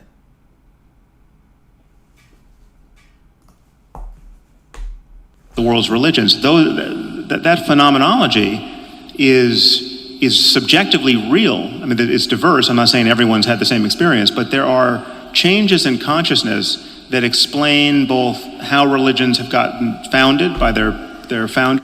Excuse me, Sam. You are a materialist, metaphysical determinist. Consciousness? Changes in consciousness? Sorry, Sam. You can't have it both ways, right? You can't have your cake and eat it too. You're going to tell me that you believe in pure determinism, there's no free will, materialism. There have been changes in consciousness in history.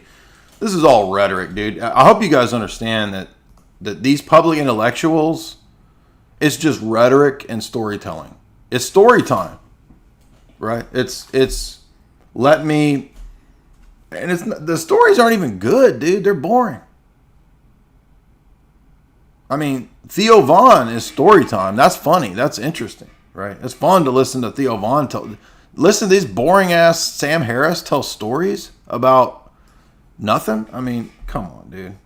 Founders and the experiences people have had in the presence of those people or by following their methodologies that seem to be confirming of the dogmas that grew up around those traditions. And my issue is that whatever is true about us spiritually, whatever opportunity being born into this universe actually presents as a matter of consciousness spiritually. What? I'm sorry, consciousness? That how do you believe has in to be consciousness, deeper dude? than accidents of culture and just mere historical contingencies. The fact that somebody was born in Mesopotamia and not in China and got a different language game. So whatever is true Language there game? has to be understood in universal terms about the nature of human psychology. And Oh my God, these people are so dumb. I mean, I'm not trying to be just rude and arrogant, but do we understand how low brow and low tier this is? So he thinks, it sounded like he's citing like Wittgenstein, right? Derrida, deconstructionism here. Language is language games. Oh, really? Does that mean that Sam Harris's books are just language games? So they're not actually conveying truths. They're just conveying language games that Sam Harris is playing with you to get you to buy his book. I mean, it's just it's so mind-boggling that the caliber of the people that we are told are the public intellectuals is so sophomoric. It's at the level of sophomore philosophy students. and the human mind. Okay, so another thing that I wanted to just point out obliquely, and then I mean, he literally sounds like a person who had like a couple classes and just like after the classes goes around on campus just spouting out the crap that he heard to sound smart. That's where we're at here with this, right? and I want to return to outlining maybe where we agree, is that one of the things that was really shocking to me, I would say, was my reading of what was originally Jane Goodall's discovery about chimp behavior, because there was this idea that was really rooted in Rousseauian thinking that. By the way, that's a bunch of like globalist just nonsense, right? Monkey nonsense, right? Monkey business with Jane Goodall. Oh my gosh, dude. Is he really citing Jane? I mean, it reminds me of my favorite mama joke. I saw that movie about your mom in the shower. What? Gorillas in the mist? Boom, boy. That's all I can say to that. That the reason that people committed atrocities in the service of their group identity, let's say their tribal identity, was because culture had corrupted us. So it was a uniquely human thing. But then, of course, Goodall showed in the 1970s that the chimps at Gombe, I think I'm pronouncing that correctly, Yep. would go on raiding parties, right? And so there'd be like 4 or 5 adolescent chimps, usually male, sometimes. You know what? This is like people think that chimp studies is like this really high tier thing, right? Like, whoa, dude, Jane Goodall, dude, like she like went and like lived with apes for like 3 years. Oh, dude, the commitment, the determination to commit to loving apes and science and truth so much that you would live with them and become an advocate for them and World Wildlife Foundation and Prince Charles do the level. Oh, science, bro, dude. Right? Come on. Staring at freaking monkeys. Throwing poop at monkeys. Pooping with monkeys. Recording it in your diary. Whoa, dude. Freaking science. Come on, man. That is the most obvious bunch of freaking propaganda. And don't we get all this monkey language, chimp? Monkeys can write and paint paintings and all this nonsense, right? Oh, they can. I mean, isn't that all from Jane Goodall too? I mean, this stuff is so dumb, dude. It's like, and people are just told. I remember being a kid, right? And it came out at the same time as that stupid dinosaur movie. Remember remember Baby? So I remember going to watch that dumb Jane Goodall ape monk movie where she's basically like freaking John C. Lilly got a weird fetish for monkeys and gorillas, and John C. Lilly is obsessed with dolphins. And then that stupid ass dinosaur movie Baby came out right around the same time, right? And just think how stupid that propaganda is, right? Like this big ass animatronic, gay looking dinosaur, baby dinosaur with like anime eyes, like, and oh yeah, dinosaurs are the dinosaur, we killed the dinosaur, human carbon emissions killed the dinosaur. And now we're going to kill the gorillas. The human carbon emissions are killing the gorillas. And Jane Goodall went and lived with them. And she even married one of the apes. And it was like Harry and the Hendersons or whatever. It was like real, dude. There's the gorillas in the mist, bro.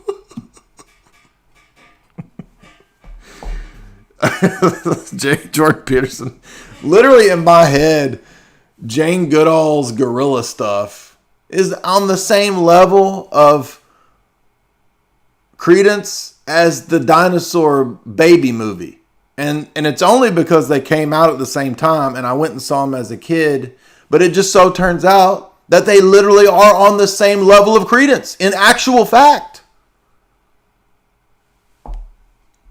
With a female in there, they would patrol the borders of their territory. If they found an interloper on the border, near the border, from another troop, even if it was a member of their troop that had... Gorillas have troops, dude. They're organized like freaking... They're organized like Boy Scouts. Dude, boys are like just little monkeys.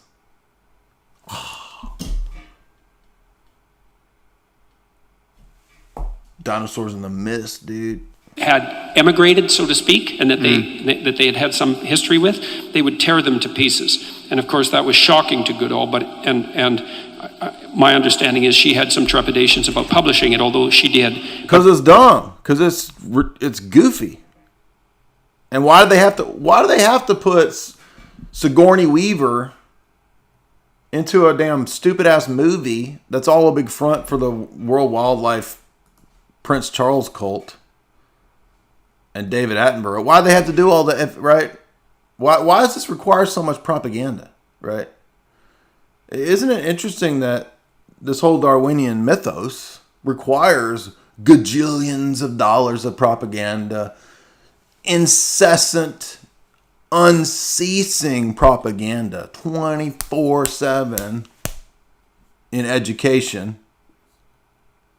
Sam, is Darwinism a dogma? Because sure does seem like it's treated like a dogma. And it sure does seem like any academics that dissent from Darwinism are excommunicated. But then that's been noted repeatedly in other forms of chimp behavior. So, see, I've been really interested in the commission of atrocity in the service of belief. And it's tempting to pin that, say, on dogma and then to associate that with religious dogma. I think that's all tempting. But the fact that chimps do it shows that it can't be a consequence of something like religious belief, unless you're willing to say that the reason that chimps commit atrocity in the service of their troop and their territory is because chimps are religious.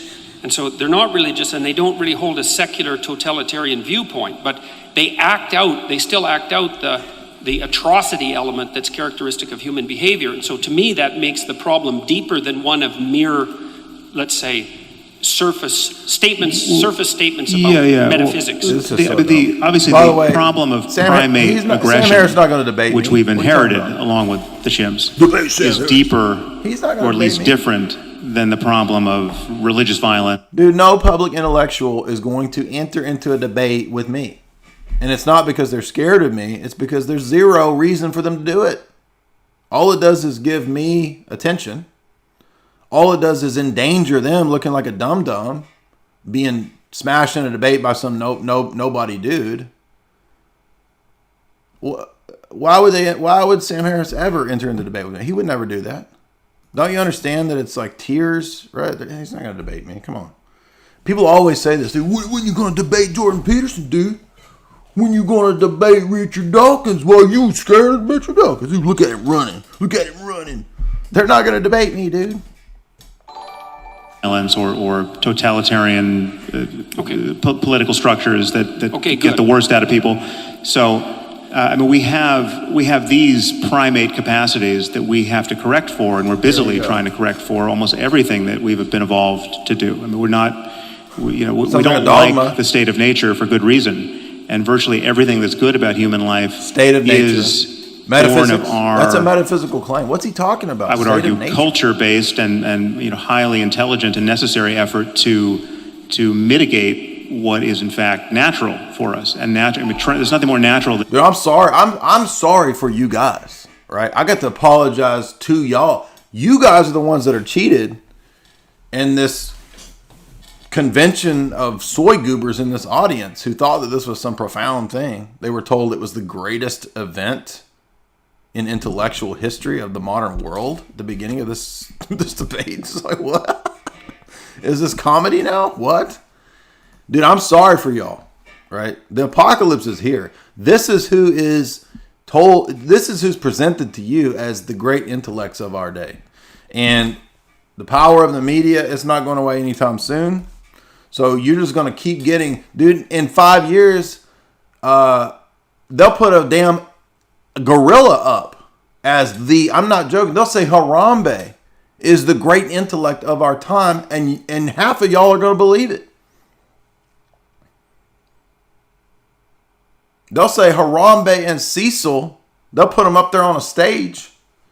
Right? They'll have a cage over here with Cecil, and they'll have Harambe over here sitting on a damn sofa. And he'll be reclined back in a recliner, and he'll be debating, and it'll be grunts, and they'll have a freaking computer with a screen that's supposed to translate his grunts, programmed by Jane Goodall or some nonsense. And y'all will believe it.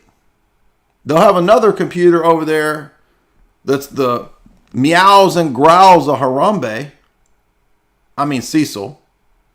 And they'll say that it's a debate back and forth between our new public intellectuals, whereby these two animals have evolved in the next 5 years. Oh, we just saw a punctuated equilibrium advancement in evolution. There's going to be a public debate. We've never seen anything like it in history. The greatest event of the 21st century. Dr. Harambe, who got his degree from Jane Goodall University, will be translating via... What's that stupid-ass Amazon thing that they put in your house that spies on you? Alexa? Alexa will be translating via the Jane Goodall program. So Harambe will be over there just downing a bunch of bananas. Just... and then it'll translate to monkey have value. Right? And then Cecil will be over there like... meow. And it'll translate, it'll say... Jordan Peterson was a genius. And the audience will be like... ah. The soy boy audience will just... they'll be they'll be weeping, dude. They'll be sobbing. They'll be like Tristan was last night in our stream with them weeping peepers. The soy audience will melt, dude. There's and Harambe will be up there throwing. He'll be throwing his poop, and they'll still be saying this genius argumentation, right? And the world's going to eat it up. They'll be like, yeah, dude, we just proved evolution. Did you see the debate? The greatest debate in history, dude. Harambe smashed fucking Cecil, dude. He showed Cecil was nothing but a big pussy. Get it? And then everybody else goes, no, dude. Cecil. He put the heat on Harambe, boy. Anyway, that was crazy, but that's what people think. And everybody's going to fall for it. They're going to think it's the great debate. It's the best. And they'll believe it, too. They'll think, yeah. That was him grunting out. He was grunting out fallacies, dude. He was tearing apart. He was tearing apart Cecil's fallacies with those ape grunts, throwing bananas at him. Than tribal violence, which of the sort that you're describing in chimps. Okay, so then it also seems like we agree that the core element of tribal alliance, which would have its roots, say, in the chimpanzee. Then they'll have a three-way debate, and they'll put Jordan Peterson and Sam Harris up there debating with Harambe and Cecil. It'll be Jordan Peterson and Harris on one side, and it'll be Harambe and Cecil on the other side, and it'll be the greatest debate of all time. Chimpanzee proclivity to, or its analog in the chimpanzee proclivity to identify with the dominance hierarchy of the troop is something that's a source of the proclivity for human social aggression that's independent of its, at least independent of any obvious religious substrate. So there are other reasons for group belief and the commission of atrocity that can't be directly attributed to religious dogma. Yeah, but I mean, and what most worries me about religion, I would say, obviously religion can channel these primate urges in unhappy ways. So you can get tribal violence that gets amplified by religious dogmatism, and that should trouble everyone. But it's not unique to religion. It's also nationalism, and it's racism, and it's all other kinds of dogmatism. But what most worries me are those cases where clearly good people who are not necessarily captured by tribalism per se are doing the unthinkable based purely on religious doctrines that they believe wholeheartedly without good evidence. So you have the person who joins ISIS who wasn't even Muslim before they converted, 16 months ago, and they go all the way down the rabbit hole to the most doctrinaire, most committed. Can you imagine if Sam Harris figured out who runs ISIS? like how devastating that would be to this dumb, basic bitch argument. Like, oh, you mean the liberal Western CIA that runs ISIS? So maybe if we got rid of that, then we wouldn't have low IQ people being recruited into ISIS to do this kind of stuff. And like he didn't even know, right? I guarantee he'd be like, oh, that's a conspiracy theory. Oh, really? Right? So the Mujahideen is a conspiracy theory? Really? Public knowledge? Brzezinski created the videos of Brzezinski going and talking to the Mujahideen? That's where Al-Qaeda comes from? That's where radical Islamic groups are used from? How it comes? Oh, he doesn't know that. Do you think he knows that? Most uncompromising view of just how you have to live in this world if you're going to be Muslim. And they join ISIS. There is no such thing as orthodox feminism. So this is not an orthodox person. This is a person LARPing, pretending that they are. And I don't debate women. Based on the idea that salvation... I don't debate women because I have such a high respect and worship of pedestaled women. So... I concede to the feminists that she's already won the debate. Salvation only goes one way, and that dying in defense of the one true faith is the best thing that can happen to you. There's no question that there are individuals who have made that journey. In fact, there are individuals by the thousands who have made that journey. And there are far more benign versions of that. There are people who just waste their lives, I would argue, converting to whatever the belief system. See, the only reason people want to debate is because they want some attention. They're right. This is everybody who has like no followers and who wants a big debate. They just want attention, and we know that because every week we open up the Discord for people to debate, and nobody comes anymore. Right. So I've shared the link to Discord probably 500 times, and it's all on all of my social media countless times. Nobody ever comes to debate. All you got to do is join the Discord, and you can come debate me all you want. And we even give you the floor, right? You can't beat that deal. That's Earl Schaub level stuff. I got a great selling point. You want to come debate? I will give you the floor, dude. You can talk within reason for as long as you want.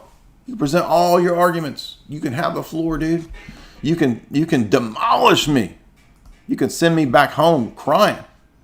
You can send me back to Harambe's cage, dude.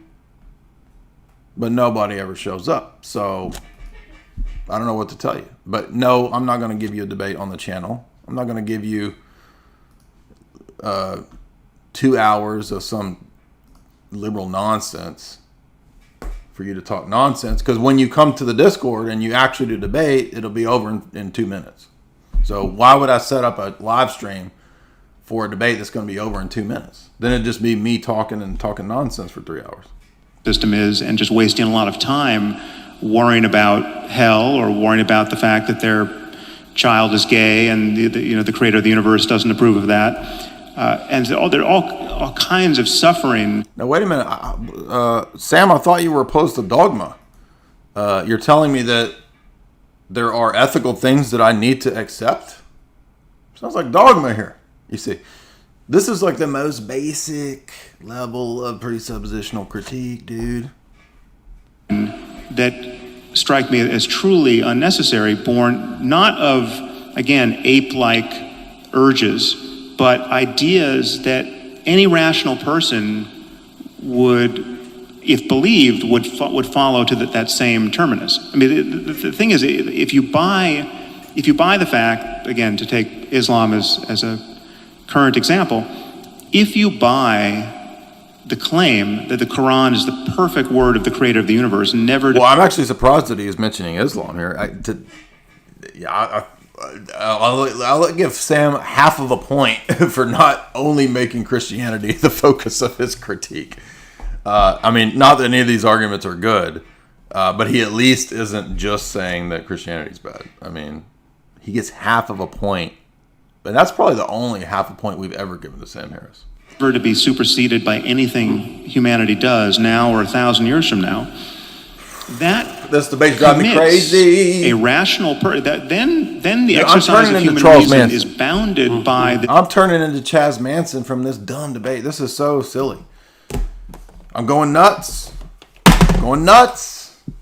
This, I would argue, pathological frame, which leads to certain outcomes that should really worry us. Okay.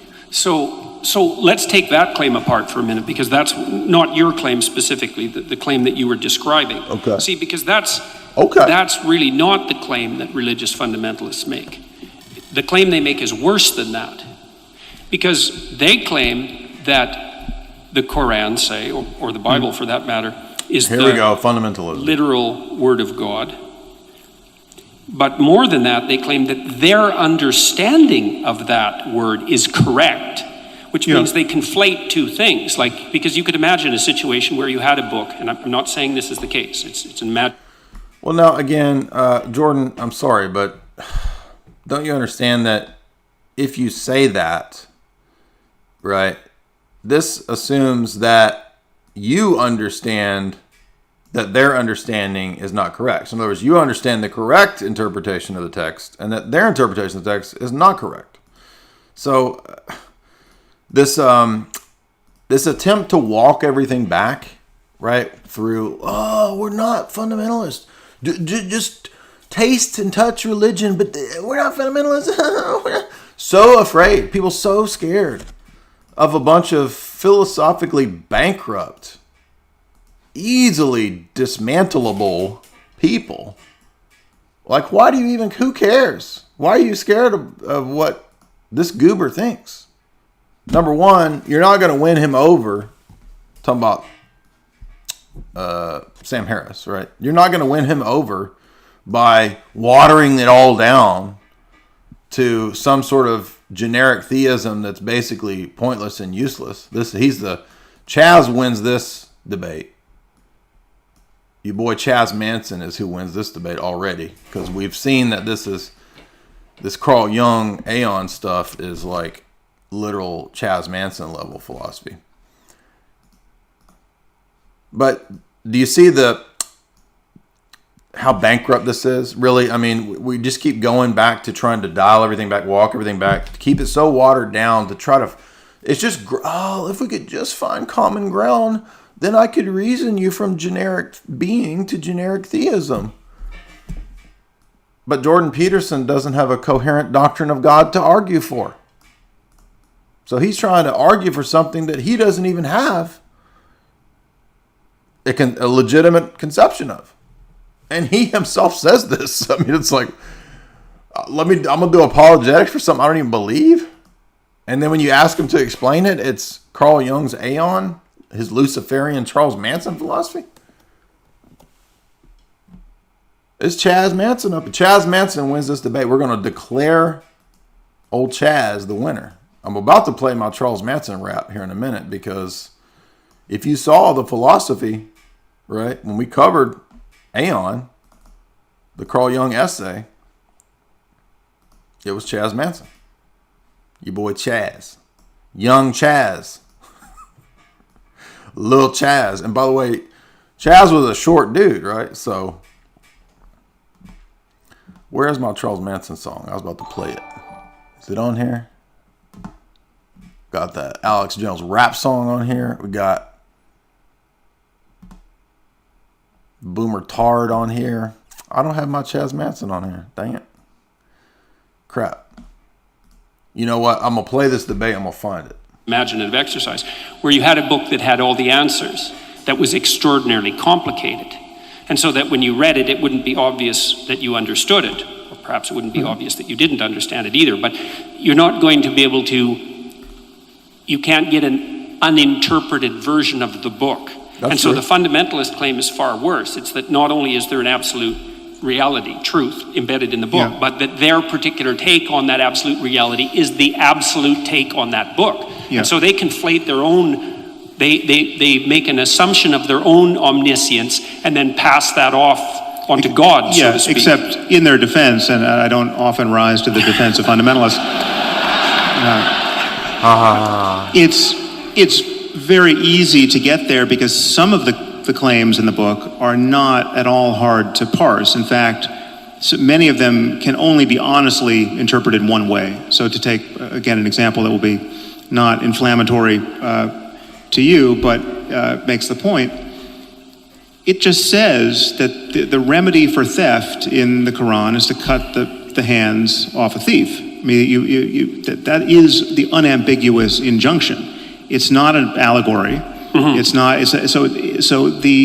You have to indulge some kind of tortured interpretive scheme to avoid the shocking fact. I mean, does Sam Harris not realize that all of this just amounts to him basically saying the things that he doesn't like? I don't know how many times this argument can be made. I mean, Sam, we want to know why you think it's wrong, and you need to give an account for it. Just saying that it's so mean to cut somebody's hand off. Okay, why? Who says it? Right? On what basis? And anytime he starts talking and giving a basis, it's going to be dogma. Do you understand? By the way, tonight, Jamie and I will be over on Rockfin. We'll be exclusive to Rockfin. If you're not signed up for Rockfin, you know that it's one of the best platforms out there. It's a free speech, baby, right? Just like, right, y'all going to start weeping and crying and falling over into orgasmic frenzy because I said free speech, right? Just like the audience did when Sam Harris said it. Are y'all falling over your chairs right now? You said the word free speech. Well, if you want to have that same frenzy come on over to Rockfin. It's free to make an account. However, when you sign up for Rockfin, you do get access to everybody. So that's the advantage over there. There's the link. That's my Rock. But we just passed 4,000. We've been on Rockfin for 6 weeks, and already we passed 4,000. You can, by the way, go see that full discussion, that full hype discussion that we had with Brian Callen. And also remember, if you want your mojo, your male mojo, if you want something legit, you need that She Legit. And I'm not talking about Sheila. If you want to show Sheila you're legit, you need that She Legit, which is chalk.com. And you put in the promo code J, that's J-A-Y, not gay, not G-A-Y, J, J-A-Y. And you get a big discount on the chalk.com. Again, She Legit mushroom, legit stuff. Get your mojo back, bro. You lost it. I saw you walking the other day. You dropped your mojo. You didn't even pick it up. You just left it on the floor. Pick it up. Go pick your mojo up now. Clean your room and clean up all that lost mojo. And your woman, Sheila, will appreciate it. Sheila will say you're legit with that She Legit. Chalk.com. That's one of the show's sponsors. They're a big spot. They've been here for a while. They've been supporting Jay's analysis. We don't do a lot of sponsors. So, hey, when somebody reaches out and says they want to be we want to support them, right? And they're cool dudes. And thank you. Thank you to our cool dudes for that support. By the way, yes, thank you. We passed 10 million views here on YouTube. That's an accomplishment, right? The podcast, by the way, just passed, I think, 3 or 4 million. So that was another kind of milestone, some might say. Some might say, we will find a brighter day. So I say. You get a little free Liam Gallagher there for you. All right, let's get back to this. We're going to go to Super Chat soon. Act that the creator of the universe thinks you should live this way for all time, and this debate's people dumb. like ISIS. I mean, this is my claim. It's just this. Does he have any other argument? I mean, maybe he thinks that this bitching about radical religious movements is some kind of like end all be all argument. But I mean, how long can you milk this argument? I mean, when the previous debate with William Lane Craig, he milked this argument, and William Lane Craig milked Sam Harris. Most of what is in these books, and this is what worries me about those books because they can't be edited. Most of what's in the books is clearly not the best that humanity is capable of in the ethical domain, or in the. So Arsenio Hall. And so clearly, and this is true right, from we had the Arsenio Hall audience every time he says something. Reality, most pressingly, but it's true for science, it's true for economics, it's true for anything else that we are wise to pay attention to. It's like slavery is condoned in the Bible, in both Testaments, and in the Quran. There's no getting away from that. Now you can say, well, it's not the central thrust of any of these books, but if you go to the books and try to figure out what the creator of the universe wants with respect to the owning and needless immiseration of other people, right? So he literally just has one shtick. He's like a stand-up that still does the same dumb stand-up jokes that he did 10 years ago, right? This is tater salad level apologetics. Tater salad. I'd ever tell you a story about when I got arrested. It's called a little story called Tater Salad. I got arrested when I was a teenager for drunk driving. They said, "What's your name?" I says, "Officer Tater Salad." 20 years later, I got drunk in the New York Comedy Club and got arrested, and they called me. They said, "What's your name, son?" I said, "Tater Salad." Right, tater salad, tater. This is the same. This is the apologetic level tater salad stuff, dude. His arguments are terrible. He expects you to keep slaves, and he's told By you. the way, people thought People were like, how'd you remember the tater salad routine if you didn't secretly like Ron White? I did not remember the routine. All I remember was that it's just him saying tater salad. And the joke is that 20 years later, they looked up his record and it said alias tater salad, right? Tater salad, tater salad. And the boomers are going crazy. Boomers are rolling in the aisles right now, just like the soy boys in this audience are rolling every time, crying, weeping every time Jordan Peterson or Sam Harris says something. Could you imagine? Dude, I want to be in this crowd. I want to go. You know what I'm going to do? I'm going to go to one of these events. I'm going to take my camera. I'm going to do Man on the Streets, Street Beat with Jay, and I'm going to do Man on the Street, and we'll go to one of these events, and we're just going to like, it'll be like the philosophical equivalent of like, I'm not going to say that. I was about to make a joke. I can't make it. I'll get in trouble. Dang it. I had a good joke. See, I can't make it. I could make it on Rockfin. We'll be over on Rockfin tonight. Go watch it. I had a great joke. Can't make it now. But I'm going to go to one of these events and we're going to like lawnmower through the audience. And we could just like demolish the people that.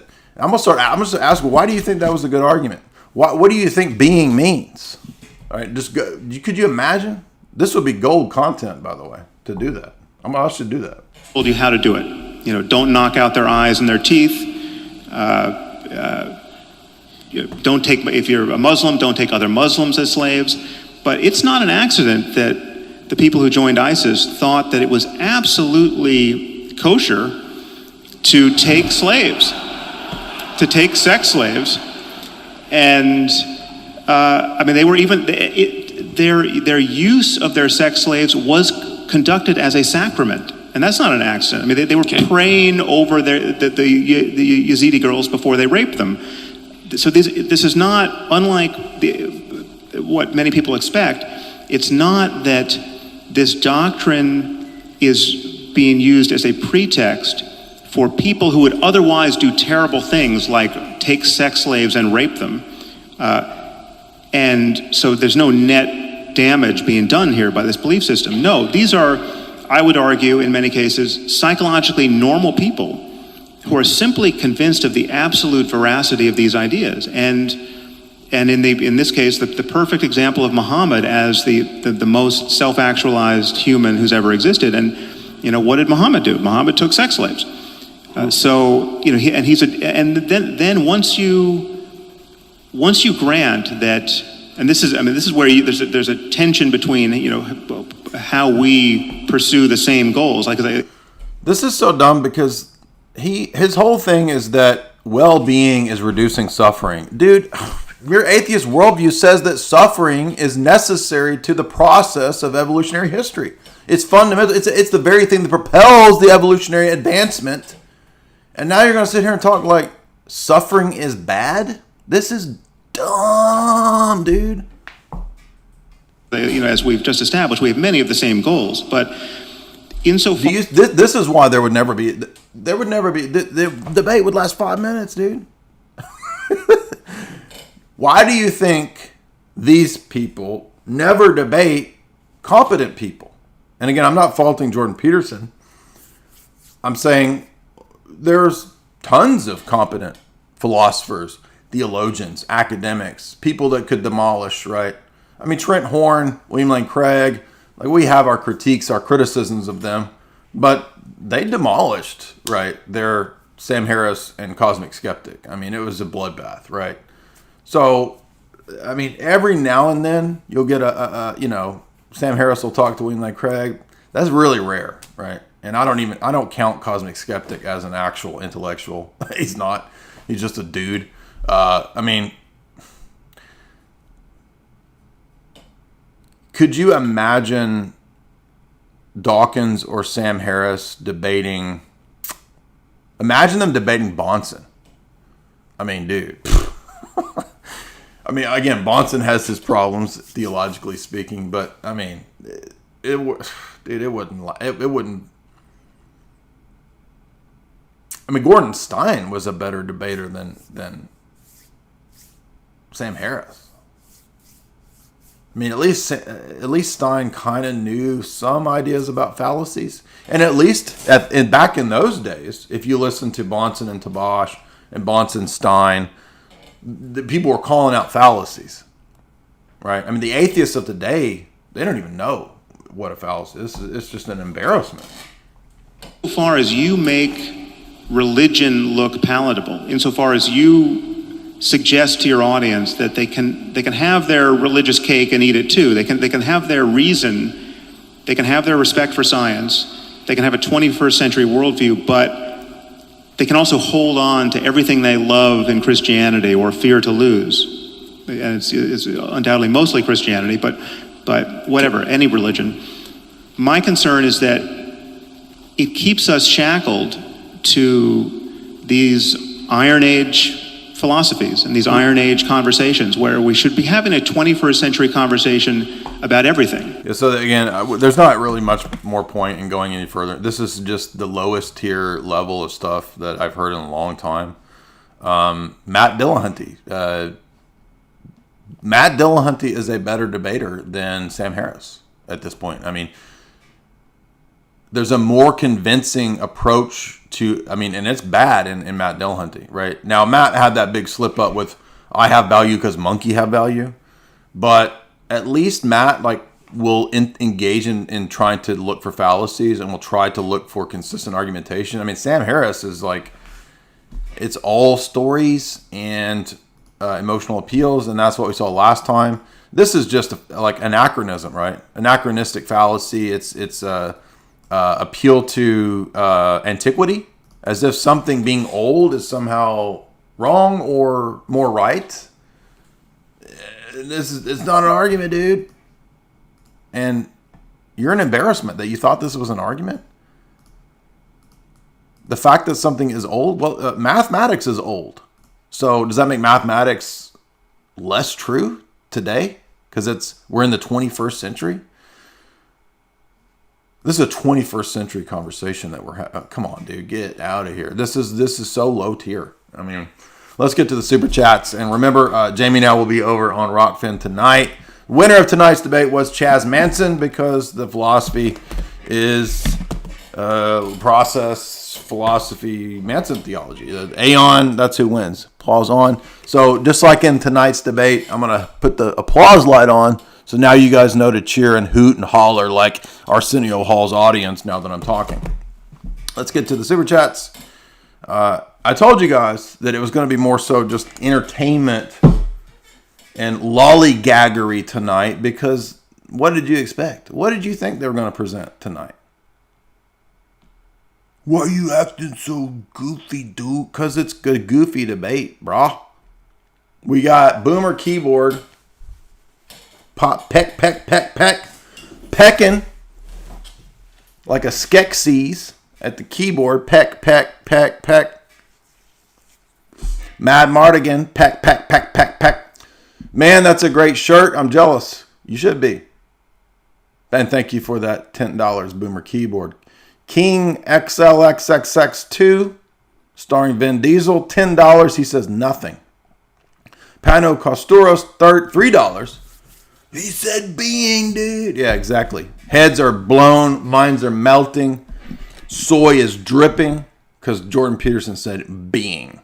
Thomas G, $3. Just went to my first Divine Liturgy. Thank you for everything you do, Jay. Would never discover Orthodoxy as an atheist if it weren't for you. Awesome. And Tristan. Right? Little AIDS, but mainly the best rapper ever, your boy, Young Boomer. By the way, who else out there in this sphere of internet world can get a follow at the same time from rappers, from Dirty South rappers, and John Venus at the same moment? I'm not joking either, right? Look who we got a follow from. Big Gip from the Goody Mob down to Hotlanta, A-Town. And we got a follow right next to that from John Venus. Who else in the internet world can do that? Only your boy right here. Magnificent Fiend, $5. Jay, I heard you mention in passing that James White's conception of the Trinity is heretical. Yeah, basically it's just really simplistic bad arguments here, okay? And so divine simplicity, filioque, as they're presented right in this book, it's not a very sophisticated treatment of this book, right? There's no metaphysics really going on in this. There's a little bit. So he's not going to give a very sophisticated account. But, this is an old James White book. But that's the book I was referring to. Seems to be one of the Protestants who tries to be rather Trinitarian. Yeah, he does try to be Trinitarian. That's true.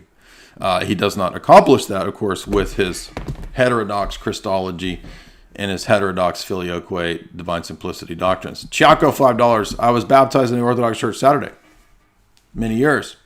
You played a big role in that conversion from Protestantism. That's great to hear. Have you done an analysis of the movie Once Upon a Time in America? We did touch on it. We did. I don't remember. It was when I was doing Mafia streams, and I forget which one it was, but I touched on it. Brian Connolly, $10. Stuttering Sam and Dr. Bucko peddling manufactured nuance in front of trained seals. Sad. Thank you for that, Brian Connolly. Mac, $5. I don't believe Sam Harris is an atheist. He's just a propagandist trickster. Sounds about right. K Grant, 67, $5. This is so fun. Hey, glad you enjoyed it. Shout out to Harambe and Cecil. Ortiz Doctor, 81, $5. Sam tries very hard to sound intelligent. Yeah, that's the whole game there, is just appearances and rhetoric. Jordan Peterson is lukewarm, and I believe the Lord said that he will spit lukewarm people out of the mouth. Yeah. Unfortunately, Jordan Peterson, as we said, does not have a coherent idea of God to defend. And when you're going from Carl Jung's Aeon Luciferian philosophy for the reconciliation of opposites, that's a dead end. That's a disaster. Mango Man, $3. Slow boys going mango mode. Slow boys going mango mode. Yeah, exactly. I'm gonna hit up Goody Mob for a rap battle, and we're gonna use some of that in the freestyle. Kyle Grant, $3. Most of the time, Sam Harris is criticizing Islam, not Christianity. Okay, well, I haven't followed him enough to know that, but so what? The arguments are dumb anyway. It's not unusual that he's picking on Islam instead of Christianity. Okay, thank you for that correction there, Kyle. Everybody hit like and share if you would. Come on over to Rockfin, free speech, baby, and we can cry and froth and hyperventilate in the aisles like the boys did tonight in the audience over free speech over on Rockfin. And Jamie and I are covering a book.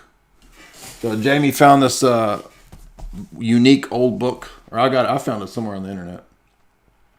And it's a 70s account. Sometimes you can find some gems in these old 70s books of occultism in high places. So we're going to look at that. And that's going to be an interesting stream tonight over on Rockfin. Be a couple hours.